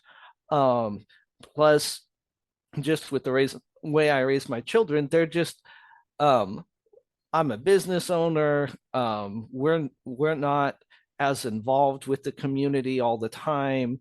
Like, so there are people in the community that have more technology or less technology. Like, but my children don't always interact with them, and thus I'm able to make a little bit more judgments on that because they're not always as involved. So there's less like of an in-group, out-group type of thing. Right. Um, but I will need to address that as they get older. Like, so you have to know the psychology of your children, address that, and help them grow into that, I think. Right. Um, That's actually very wise. That's a very wise thing because I see that a lot of people, a lot of parents that tend to fall on a stricter side and a more controlling side, um, disregard the social and psychological aspect that those decisions have on their children, right? Because if you're going to lock your children away from having things that everybody else in the high school that you send them to, because you send them to the high school, right, as a parent, right? Yep. If you're going to put them in a social situation, a forced one, where they, legally have to go there, right? Um, Yet you're going to deprive them of the social capital that other children have. Well, you're going to just breed resentment in your children. Yeah. mhm, mhm. It's taking responsibility for the decisions that you make and thinking those decisions through completely. I mean, I'm a high school teacher. Like, people complain about what are you doing here? No one put a gun to your head. Like, you guys can make different decisions. You could try to do things differently, right? If you don't like it here, well, maybe you should do something about that. But no, I don't want. Just want to Yeah, Right. grouse and complain. yeah. It's Whatever. like putting your children in all tattered thrift store clothing and not realizing that's going to have an effect on their self-image. Like, Right. don't be a retard. Of course it is, and a parent knows that. And they're going to like try and tell them like, look, honey, I'm sorry, but like this is what we can afford. Let's like let's try and make up for it, or I'll keep my eye out for it. But you have to address that with your children. Like you Yeah, don't have to pretend, oh, have you those look great. You look conversations. amazing. That's the best clothes ever. They're fucking not. Hey, kid, we're poor, all right? Deal with it. Like that would be better than just straight up lying to them. Right. Well, Hmm. and that's I see that a lot of times, you get the guys that are like, oh, I'm not going to let my daughter date, and I'm not going to let my daughter have friends, and any of that stuff, right? Or I'm going to put certain restrictions upon my kids that make them socially inept or socially on the outs in their friend Right. group, but then I'm going to force them to go interact with, hundreds of people, right? And in a way, that is really chicken shit on those parents, right? In my opinion, because what you're doing is you're basically putting you're making your children bear your cross. You know what I mean? Without any of the, it's easy for you to send your kid to school, wearing only the color gray because that's what your religion says, because you're not the one freaking doing it. You know what I mean? You're not the one being made fun of or, insulted and that kind of stuff. And you're not the one bearing like the outsiderness because you're not in that environment, you know? And it's same thing. It's very easy for a parent that's married, has, relationships and stuff with friends to start restricting their children from things that are baseline societal norms because it's not their cross to bear in a way. You know what I mean? And to me, I feel like that is a poor way in that will just breed resentment and the feeling of hypocrisy and that type of thing. If you're gonna if you're gonna have hardcore restrictions on your kid better be in a religious school or you better be homeschooling. You know what I mean? Yeah, better be in an environment that respects your culture. Right. Yeah. Imagine that. Yeah. Imagine that. And these things come up even in homeschooling. Like, don't get me wrong, even in my little community in homeschooling, these things come up. There's differences of opinion on all kinds of things. Oh, Like in a traditional, like Latin Mass Catholic community, there are all kinds of differences of opinions and arguments about everything from like, can girls wear pants to like technology to anything else. Like these, you're not going to get around the cultural differences, and you need to have honest conversations with children about what those are and what it means. right. They're not dumb. Absolutely. That is the key.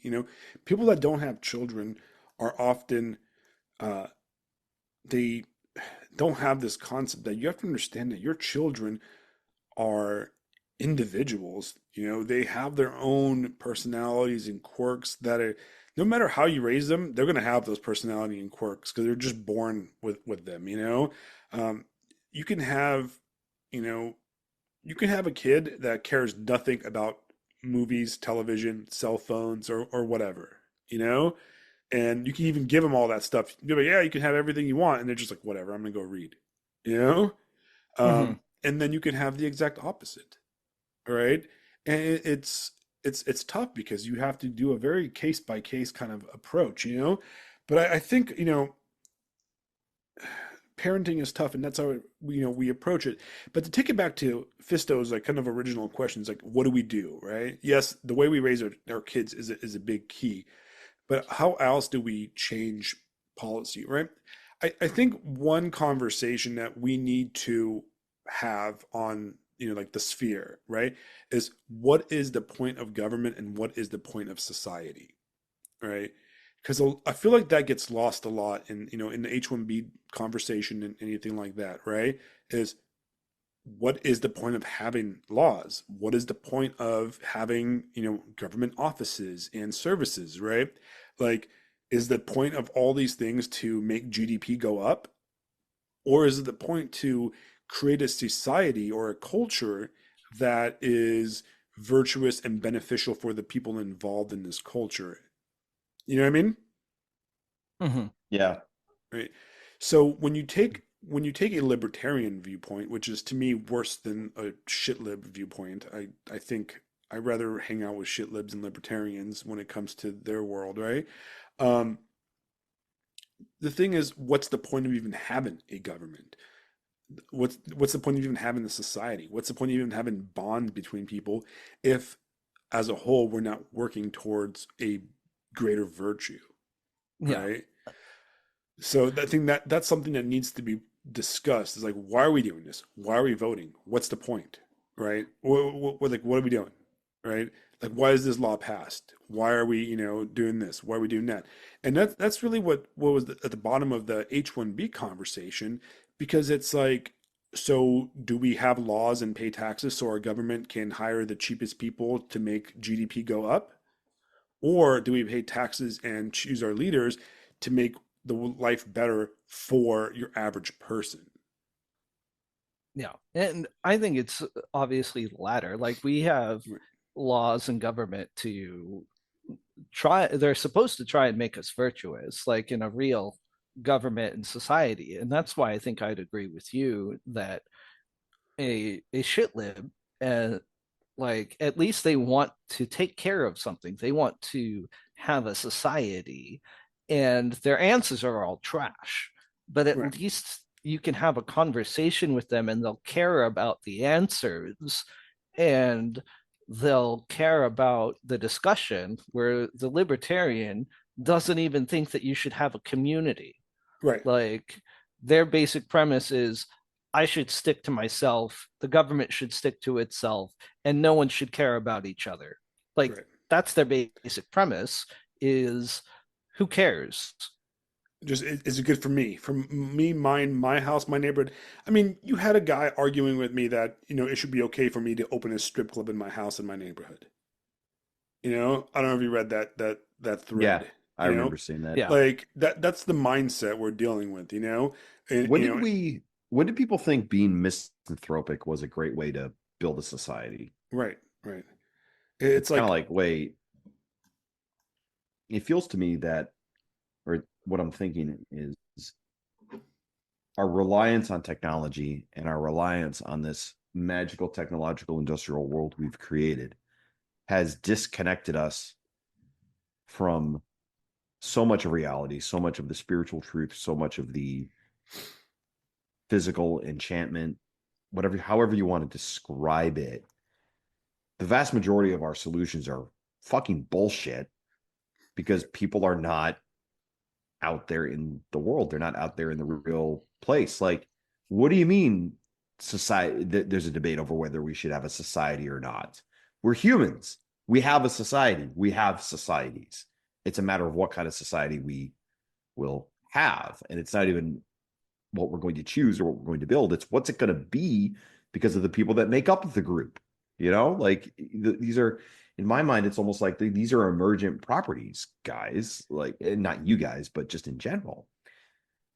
And in my mind, we're in a situation where perhaps the best thing outside of trying to take care of our own children and take care of our own communities is if we're going to write or we're going to debate or we're going to discuss, we've got to look centuries into the future to create things that once they're digging through the dirt, they'll go, ooh, this is useful. right, Like the problems that we've got are enormous. And this is where I think a lot of the doomers, I think, have a lot to say. Like, there are enormous problems, guys, and it's going to suck if they're ever going to get solved in any kind of meaningful way that brings back a satisfied, or not a satisfied, but a virtuous and fulfilling society and human experience. right. And you know what? Things have always sucked in a way, and Well, yeah, and it's never going to be perfect. it's I mean, never going to it's be no, perfect. this is where the libtard fails most spectacularly. Guys, you're not going to get utopia. You're not going to get it. You're Right. dealing with human beings. And Good enough is amazing. All right, right, and that's really the best you're ever going to hope for, right. And and then that's okay. a lot of the right wing types tend to fantasize about a better past where, yeah, sometimes things were better in the past. There's a lot of eras I would have liked to live in, but they had their own problems that were different and they had their own challenges, I read, Once again, everybody wants to live in the Roman Empire, but yeah, everybody pictures themselves as a senator. right. I read something last night where it was the idea that the past is a shadow of the future. Right. It was like, oh, that's a cool way to think of it. Because I Mhm. think it's true in a way. It points to the fact that everything that's happened in the past is leading into the future that we are going to actually live through, and that our kids and our grandkids and their kids are going to also live through. So looking back into the past isn't the answer because guys, the Romans are gone. All right, just deal with it. And in Yeah. the future, we're never going to get to you. It's balance. We're talking about balance. I think that's really what this podcast, I think, at least the episode today is about. Yeah. How do we strike a balance? Because Exactly. that's the way to do it. Yeah. I'm going to change the topics real fast because we're running out of time, and I wanted to ask you about this, Barbarian. So I noticed that you kind of had an unfortunate back and forth with Johann Kurtz, the Substacker, right? You had a disagreement with him, and I think he blocked you, right? But yeah, he did. Which is, to be honest, I follow him and I've read his stuff, and that's kind of a chicken shit thing to do. Like I block people that are retarded. I don't block people that disagree with me. And the no, it's true. Like I insta block any shit lib. You know, you come on and you're spouting 2016 talking points and stuff about Bye. Nazis and stuff. It's insta Yeah. block. I don't even Yeah. want to engage with your stupidity. You know. But if you know, plenty of people on the right or even on the left, you know, question me or you know, disagree with me, and I will go back and forth. And I think that's great. Please disagree with me. I want to be disagreed with because that's how I grow. So I do think that that's a kind of a lame thing to do, and it's gonna change my viewpoint on his opinions, right? But I read through all those posts earlier today, actually, and it's interestingly enough, I read both of you guys' stuff like last week or a few days ago when you guys first wrote it, and I even listened to him he was on a podcast with Dave the Distributist, you know, and I listened to his opinion, and those guys are interesting because you know I want to have Dave on here. I invited him, and I'm going to follow up with him soon.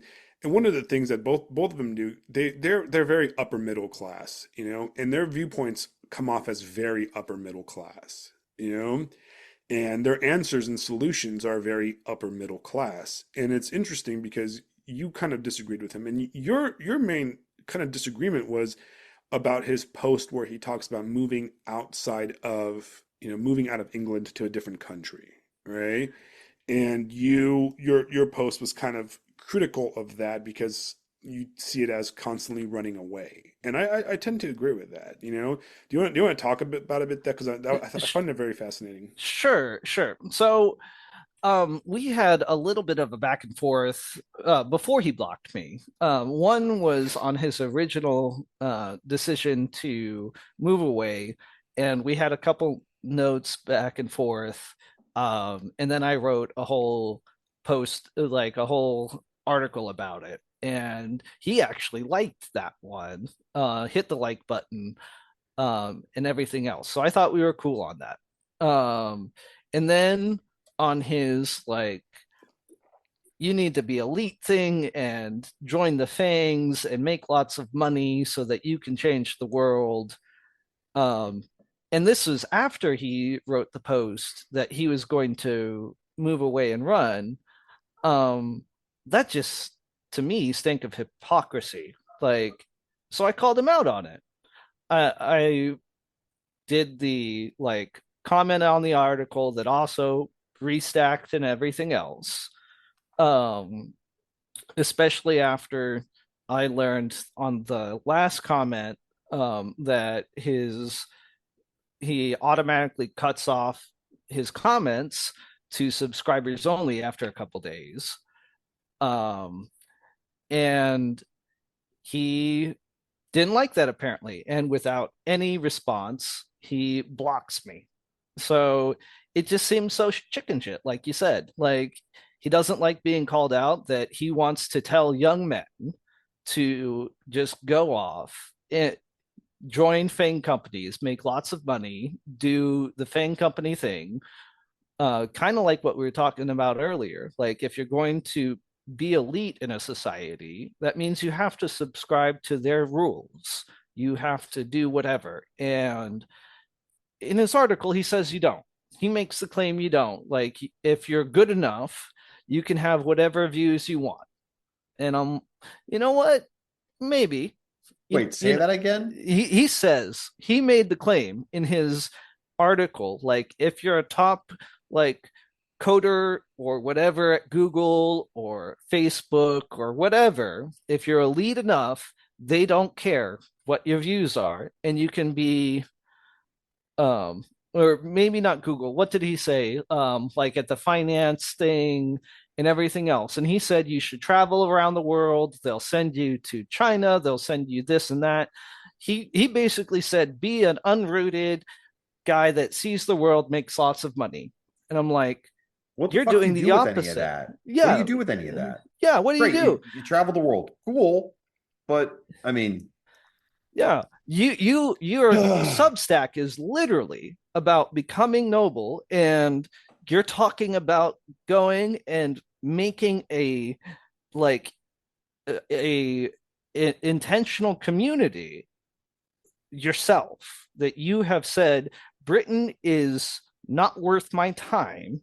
It's irredeemable. I'm it's done. Like, what?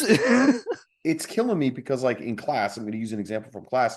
I was explaining the brilliance of the Tokugawa policy regarding the daimyo, where they had them alternative attendance, where you had to live in Edo. What was it, every other year? And like everybody understood, what are you not taking care of when you are far away in a far away part of the country? You're home. So Mhm. it degrades. That was the entire goddamn point. So to say, hey, go do this CEO stuff or go do this high pay elite human capital stuff and go travel and this, well, you're not home building anything. Yeah, you Yeah. got tons of money, but I mean, talking about, my God, and I know you talk about this stuff too, so you'll probably, I would love to hear what you have to say about this. But how ridiculous is it to say, go make tons of money? Yeah, in a fiat currency. All right. Watch it go up in flames when inflation and all that stuff. I mean, come on, guys. Right, but You're not building anything real.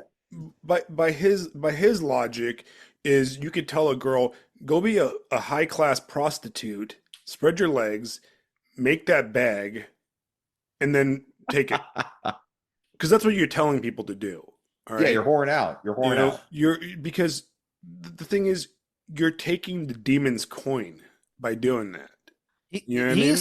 He's trying to claim somehow logically that you're not prostituting yourself while prostituting yourself. Right. Exactly. Like what? But then like how are you supposed to build society when you're untethered? Like, Yeah, and that's the part of the thing. brilliance of it is being tethered, and that's what makes people. That's what makes elite and nobles worth paying attention to, because they're actually tethered to my problems. I Yeah, can and actually get help and make decent, make something better, make something decent by throwing in my lot with those folks.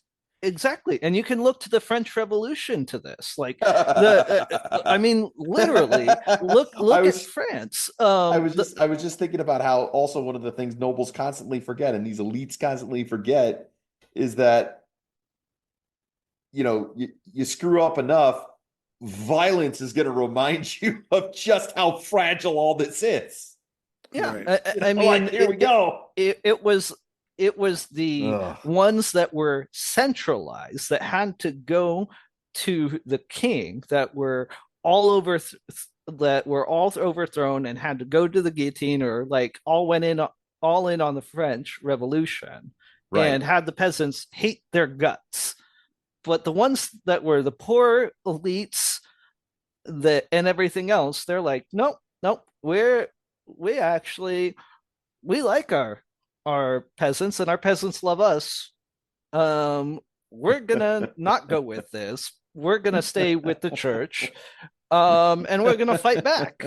So no. Oh, I mean, it's like no one reads history. yeah. No. It strikes me that this is why what we just celebrated the guy's birthday. I think Robert E. Lee, General Robert E. Lee, talk about, the Never heard of him. librarian talks about him as one of the few proper American nobles, and he's right. And the guy fought with his guys. Like, he's right there. Okay. All right. I mean, how do people not realize this? You can't fight a bureaucratic organization or create some kind of meaningful, godly thing when you're approaching it like a bureaucrat in an office telling people what to do. No, you got to get your hands dirty, kids. Sorry. Right. There is no shortcut. There's no Look, shortcut to that. There just isn't. there is room in our society. There is room in every society for the edge cases, okay? Yeah, There's always sure. going to be, the artists, the homosexual artists, the degenerates, the weirdos, the David Lynch types, those guys that are on the edge and they're unique and they're gonna either come up on top or spectacularly burn out, right? But those Yeah. people are the 0.0000%, okay? Um, you cannot tell a teenager or a young adult that the best way to a good life is to become a corporate drone while still holding on to your things. Ultimately, in order to succeed in the enemy's world, you have to become the enemy. And that stuff corrupts you, because you start making that money, well, then you got to go to the parties. In order to go to the parties, you got to buy that BMW, you know? And if you're living the life of a degenerate shitlib, even though you believe in whatever, you're still a degenerate shitlib. You know what Yeah. I mean? You're still a materialist, right? If you do everything that they do, but deep inside you pretend that they're not, that's not the kind of life. You're living a incongruent, spiritually draining life, And you see a lot of these right-wing guys, and this is where some of the lefty kind of guys on Twitter and stuff are right. They always make that whole like, oh, American Psycho. That's now it wasn't supposed to be aspirational, and in a way they're absolutely right because you have these guys like are all like Patrick Bateman pilled or whatever, right? And it's clear that they've never read the freaking book, right? Or Right. completely misunderstood the movie, because Yeah. because the one thing about Patrick Bateman is that he is a soulless demon, right? He Yeah. literally cannot connect with humans. He's not human, right? Is his lifestyle has drained him of basic humanity that he fills that hole in his soul or the lack of soul in his body with media trivia, right? Like him naming all those bands and stuff in those restaurants. He's basically doing the 1980s power version of collecting, The Funko business Pops. cards. The business Yeah, cards. it's Funko It's Pops just, for the elite, right? Is what he's doing. yeah. And one of the most interesting things in the book that isn't really it doesn't come off as well in the movie is that all the characters are interchangeable. He constantly runs into other people and he never remembers their name, or the people never remember his name, right? And they all look the same. They all wear the same suits and the same Oliver Peoples glasses, and they're always like, "Oh, I had dinner with so and so," and he knows that that couldn't have been possible because he killed that dude, right? But Yeah. it's because they're soulless cogs in a corporate machine that is not real. You know what's interesting? What does Patrick Bateman do? Nothing. You never see Yeah. him working. He doesn't Yeah. work. He just collects a does he even have a job? Is that even a fantasy, right? Yeah. So Is any of anybody that real? anybody that's worked a job like that, okay, and I have been in jobs where I they're have. just draining like that, right? Yeah. Oh Uh, yeah. you don't you, they spiritually drain you. That's where the cost is, all right? If you work in that environment, you Yeah. become that environment. You Yep. know, You I sure don't do. think this unless you're the top 0% elite person that can resist that world, it chews you up and spits you out because there's no way you can because they get you, man. First it's the new car, then it's the boat, then it's the girlfriend with the Botox and blah blah blah. You know what I mean? And you got to keep up with your coworkers and you got to keep up with everybody else in the social circle. And you blink your eyes and you are, you're that. It reminds me of something I've heard from, my military veteran friends. And then I'm going to bring Blade Runner into this real quick because there's something I watched this week.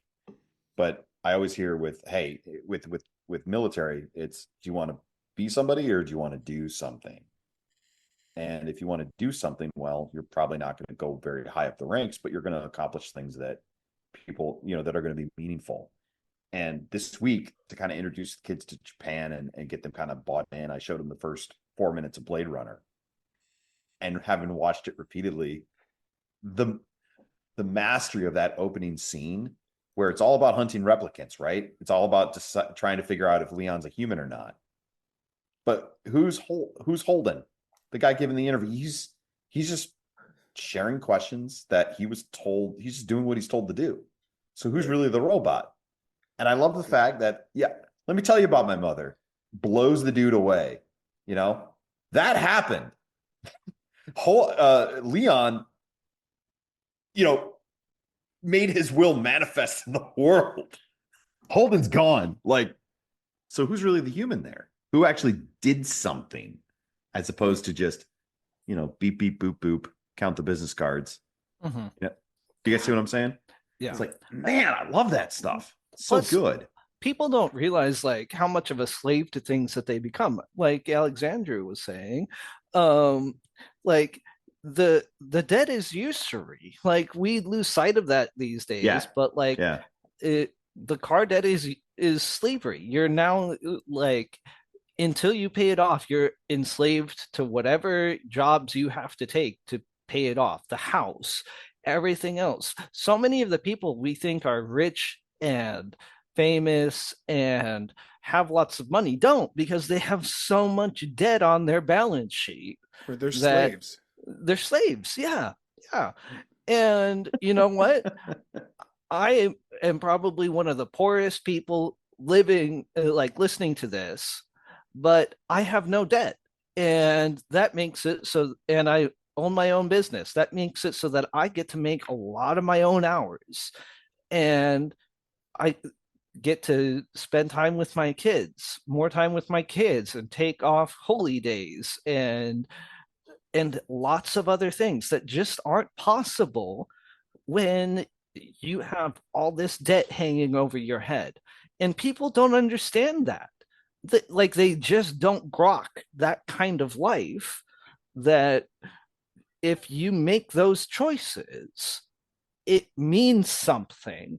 And if you pursue a life of virtue, like we were getting about earlier, it means a different kind of nobility where people might start listening to you for what you have to say instead of the dollar bills in your pocket.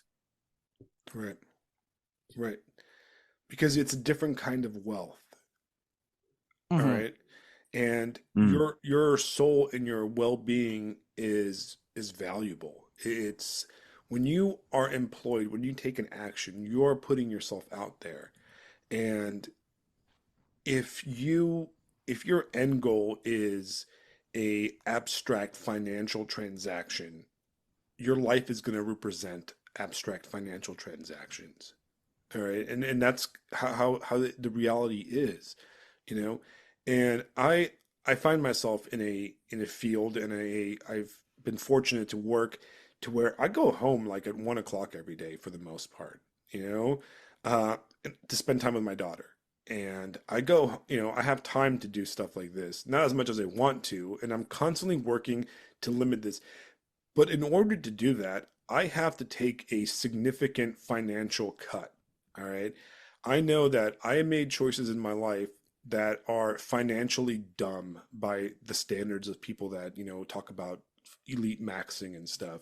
I have chosen, you know, to live in a state far away from people, and I've chosen to drive a Toyota Corolla instead of a BMW, and I've chosen all kinds of things that because of the downgrade, socially at least, it allows me to write, to read, to spend time with my family. And I have friends that did it the opposite way, and they did do the power jobs and stuff, and they're all miserable. All right, they're all miserable, and it might be hearsay, it might be uh, my opinion, but I wouldn't trade my life for him. You know what I mean? Like, that's cool, man. I don't want to work 14 hours a day and not away from my family when I could, be with them, right?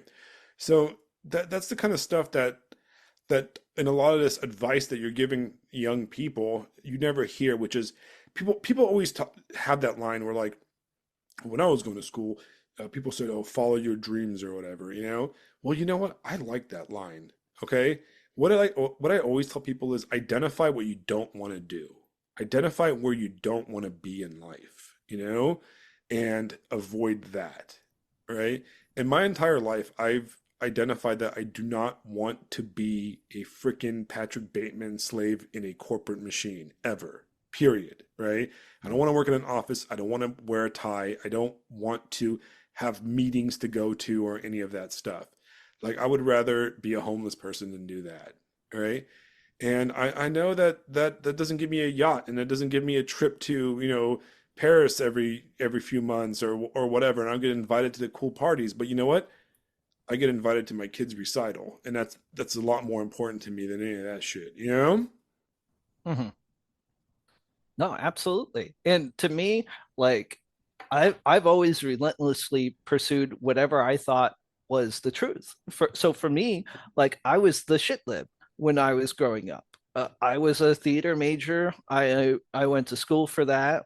And then I worked in theater while working in Starbucks in Portland, Oregon. And then I went for a master's in Boston. I dropped out of that and then worked in Chicago for a couple of years, converted to Catholicism, and then became an electrician. Moved out of Chicago to get away from the company I was keeping, and am raising a beautiful family. I'm poor, but I'm thrilled. I'm happy Hmm. because I am relentlessly pursuing that. And I trim away all excess because it's not necessary. Um, Everything else is a distraction to the happiness and joy that I see when I see my children running around in the field. Um, that I see when they get to help me repairing the car, working it with me at work, just playing. And on a special night, we played games together or watch Planet Earth together or whatever it is, coloring, whatever, Right. just the simple things. Right. You know what's funny to me? I'm thinking about my own life as you guys talk about this, and perhaps the contribution I could make. As we're essentially telling young men specifically, hey guys, here's the skinny. I am the epitome of it's better to be lucky than good because I've definitely made many decisions that have taken me all over the United States doing all different kinds of things. And the only reason I've ended up where I am incredibly satisfied. And here I am, talking to you guys and doing this podcast, and doing my teaching and this and that and the other thing. I made friends with a good man years ago. And when the time came, we took advantage of the situation and bam, here I am. That's literally it. So, guys, sometimes it's just you don't know where you're gonna get, but as long as you try to stay true to what you want and who you are, and what you don't want out of life, Right. you'll Just be find your way good. to it. Just be You find your good. way to it. Be Yeah, just be a good. good guy. Yeah, just be a good person. All right. I think that Yeah, if you're good, do what you think is right. you will eventually end up on top. I don't know. It's optimistic and it's silly, but I honestly believe that because You'll get you the best just shot. You'll get the best shot possible. You may not end up on top because life could have killed me on the way here. It nearly did, but you've got your best. It's the best shot you've got to getting out on top. and maybe the top is not that great anyways. All Well, yeah. right. I mean, how could it be All right. And in the that's world? something that like, we Yeah, really that's need to okay talk too. about, And maybe it's just our shitty Christian volcano god or whatever, slave morality, and the Nietzscheans can look down on us. But you know what? I'm content and happy where I am, and you're a slave to your debt and to your grind. And I Well, don't know what to say about that. You know what I mean? at the end of the day, if the Nietzscheans want to look down on the Christian God, I'm going to say, look, the calendar's based off that guy, so he clearly did something fucking right. All right, All right. so there you All go, right. guys. Yeah. He didn't die of syphilis. Yeah, the whole world marks the year based on that dude. Yeah. So, Yeah. yeah, talk to me more about job maxing. Yeah. But yeah, I mean, and take it back. I feel it's, I agreed with you. I fall on your side, Uncouth, in that conversation, and I think it's an important one to have when we do talk to young people because I do talk to young people all the time, and I always try to give the best advice, and I think I don't give the elite advice. I don't tell people to man. I tell people to, you know what, find something that makes them feel good. Like not feel good like physically, but something that they're proud of. And if you do that, you'll succeed. And even if you don't succeed, because success doesn't really matter, right? You live a good life. The goal, the only thing that matters is will you live a good life and will you be able to square it when it's done? You Mhm. know, it, you know what I mean? And it's The best I true, can, yeah, and the best I can say to that is I hope so. right? And like, yeah, like of course I Fingers hope crossed. so. I Yeah. hope so because you know what? We're walking a path through the forest, Yep. and hopefully, Through the tempest. yeah, when it's over, we are worthy of entering the city, right? It, Yeah. yeah, exactly. I mean, our Lord Jesus Christ, he had the blood in him to claim the crown of Jerusalem, like of Israel. But he was a carpenter. He chose that. He chose to be a poor carpenter. He didn't keep that off his resume. And he probably in those times also was farming. Um, and which means he dug into the pig manure and well they wouldn't have but he dug into the manure, like he farmed it, he tilled it. So like get your hands dirty, people, don't be afraid of it. Right. If he Yeah. wanted to be an elite god, he would have been an emperor of Rome. Yeah. All right. That's one of my favorite things about the story, and that's one of the things that really made me pivot around and back and be like, "Oh, holy crap, this is right." He You would have know, been the he yeah, would have well, been the the just god the idea, emperor of Rome or the god emperor of the Chinese or whatever massive empire existed at that time, right? yeah. Well, Instead, yeah, it's a heck of a thing to think about a guy like Julius Caesar and the striving of that man to reach the top. And he gets a knife in his back and basically tells Brutus, "I'll see you in hell." right. Like, and that's impressive. I'm not knocking the guy. Like, holy crap. And a carpenter in Judea is like, "All right, hold my beer. Watch this. The tomb's empty.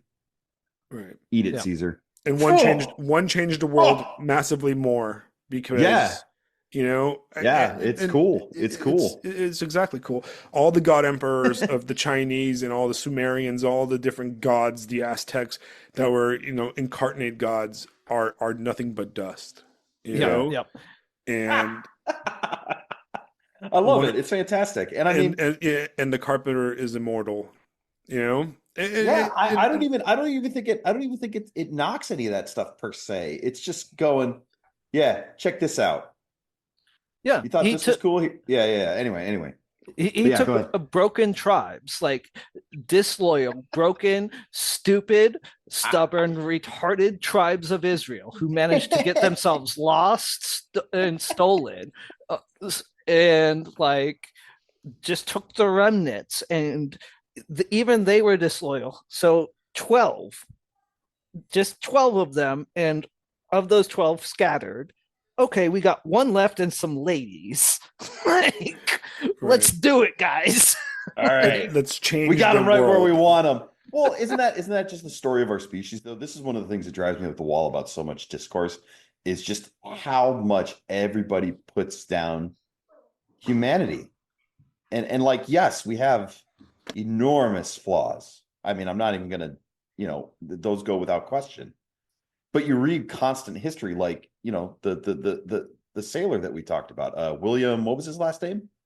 The guy who ended up in with Tokugawa. Oh, William Adams. Yeah, William Adams. The guy served under Sir Francis Drake, fought the Spanish Armada, heads all the way out to Japan, right? Has all that happens and dies thousands of miles away from home in an absolutely bizarre place that somehow he was able to make it. I mean, come on, what kind of life is that? That's incredible. Yeah. That's absolutely bonkers to me, you know? As long as you're breathing, never to admit defeat. Like, why Yeah, would you? right. We keep failing until we can't fail anymore because we're dead. It's Right, great. right. Hey, good enough. Good enough for me. All right, guys. It is a little bit past our call in time. It's 7:15 over here now, and I gotta eat dinner with my family, and that's more important than the podcast. So, Mr. Uncouth Barbarian, thank you for coming on, man. That was a great Yeah, bro. conversation. Absolute pleasure. Dude, it was a blast. We got a little bit serious compared to some other episodes, but that's great. That's what we want to do. We want to have Yeah. all levels of the conversation. It can't just be hookers and blow all the time. Yeah, like usual, there's like 17 other questions written down in my journal that I did not get to, You also got the questions from the audience. The one that stuck out to me was spilling the beans on my pseudonym. Yes, I was about to bring that up. Michael Hawthorne. I may or may not be willing to do that at some stage, only because if I do, the mystique will be gone. You guys are going to be like, this fucking nerd. All right. So anyway. So the episode where Fisto spills the beans is going to be behind a paywall. All right. All right. It's going to be behind a paywall. Let's do it. All right. We need to make that bank. We need to be elite podcasters here, not just regular old podcasters. Is this a Gnostic knowledge kind of thing? Like you got to pay this. Yeah, you know what? This is how the Church of Fistology. This is how it starts. There's got to be tribute, incense burn, all that stuff. Boy, here we go. Anyways, Uncouth, thank you for coming on, man. For listeners, if you're not following Uncouth Barbarian, please do. He's one of the better. Check this guy out. Check this guy out. 100%. The great podcast. I think we've got like the best Substackers on here, man. We're just rocking it lately. And once again, please leave comments and questions, and I'll address them when I feel like it. It's basically, when I get around to it, I try my best to reply to everybody. Lately I've been playing Baldur's Gate 3. Okay. That's what I've been doing. All right. Look, we're busy ignoring you. We're busy ignoring you people. He's elite, man. Playing Baldur's Gate 3. I was in there playing I'm over Baldur's here playing Gate. Skyrim. Okay. I'm over here playing Skyrim. I don't have time I just don't have time. Okay? It's my wife's fault, to be honest, right? Because during the snowstorm Blame apocalypse, women, just like us, the most misogynist podcast. On no, Substack. she was like, okay, she's like, I really want to like play Skyrim again, because she was like a big Skyrim player when that came out, and she's like, man, I want to play something like Skyrim with dragons and stuff. And then she was looking through like the Xbox store online, and she's like, oh, let's play Baldur's Gate, and she downloaded it. And then like I started playing it, and I'm like, well, there goes my life for the next 360 hours or whatever. I'm like, it's up there with Cyberpunk. It's not Cyberpunk good, but it's up there with Cyberpunk, And there's a Baldur's Gate version of Judy that you like romance or whatever, and I'm a fan. I'm a fan. There we go. All right. So for listeners that played Baldur's Gate, tell me your favorite girlfriend/boyfriend from Baldur's Gate, okay? And like usual, I'll tell you my class. My class is half-elf bard. Female, of course, because I only play female characters in my role-playing games because I'm a digital transsexual. Well, yes, it's a leitmotif of the podcast. Why are you gay? Hey, I've heard good arguments. If you're gonna stare at a butt all the time, might as well be a female butt. That's the best. That's the best argument I've heard. I prefer first person, so it's a dude. You know what I mean? But even in Cyberpunk, I played a female because I like to look in the mirror at myself. So it is a sort of digital transvestitism that I enjoy. That's all right. But they're always lesbians, okay? So I guess that makes it better. Yeah, that makes it a lot better. I'm sorry. I had to play a female in Cyberpunk because that's the only way you can hook up with Judy, dude. Oh, come on, man. Pan Am, no, brother. No, we're not going to go into this for the next, anyways. So yeah, throwing in comments your Baldur's Gate 3 girlfriend or boyfriend, I almost got you. You almost went off. Yeah, I'm not doing another Cyberpunk thing, but yeah, and for listeners, please add Uncouth Barbarian on the Substack. Yes. And, because you guys love this show, please like, share, and comment. And, we got some paid episodes coming up. And then I've got guests for days. I mean, I'm looking at my calendar and I've got people coming in left and right. And it's going to be cooler and cooler. And, we're going to talk about all this stuff. I kind of want to talk about Nosferatu, but then not really. I already forgot most of it. So we're going to probably not talk about Nosferatu. Maybe I'll talk about it next week. But yeah, like, share, and you guys have a good night. Good night, Uncouth. Good night, Fisto. We'll see you next week. Night.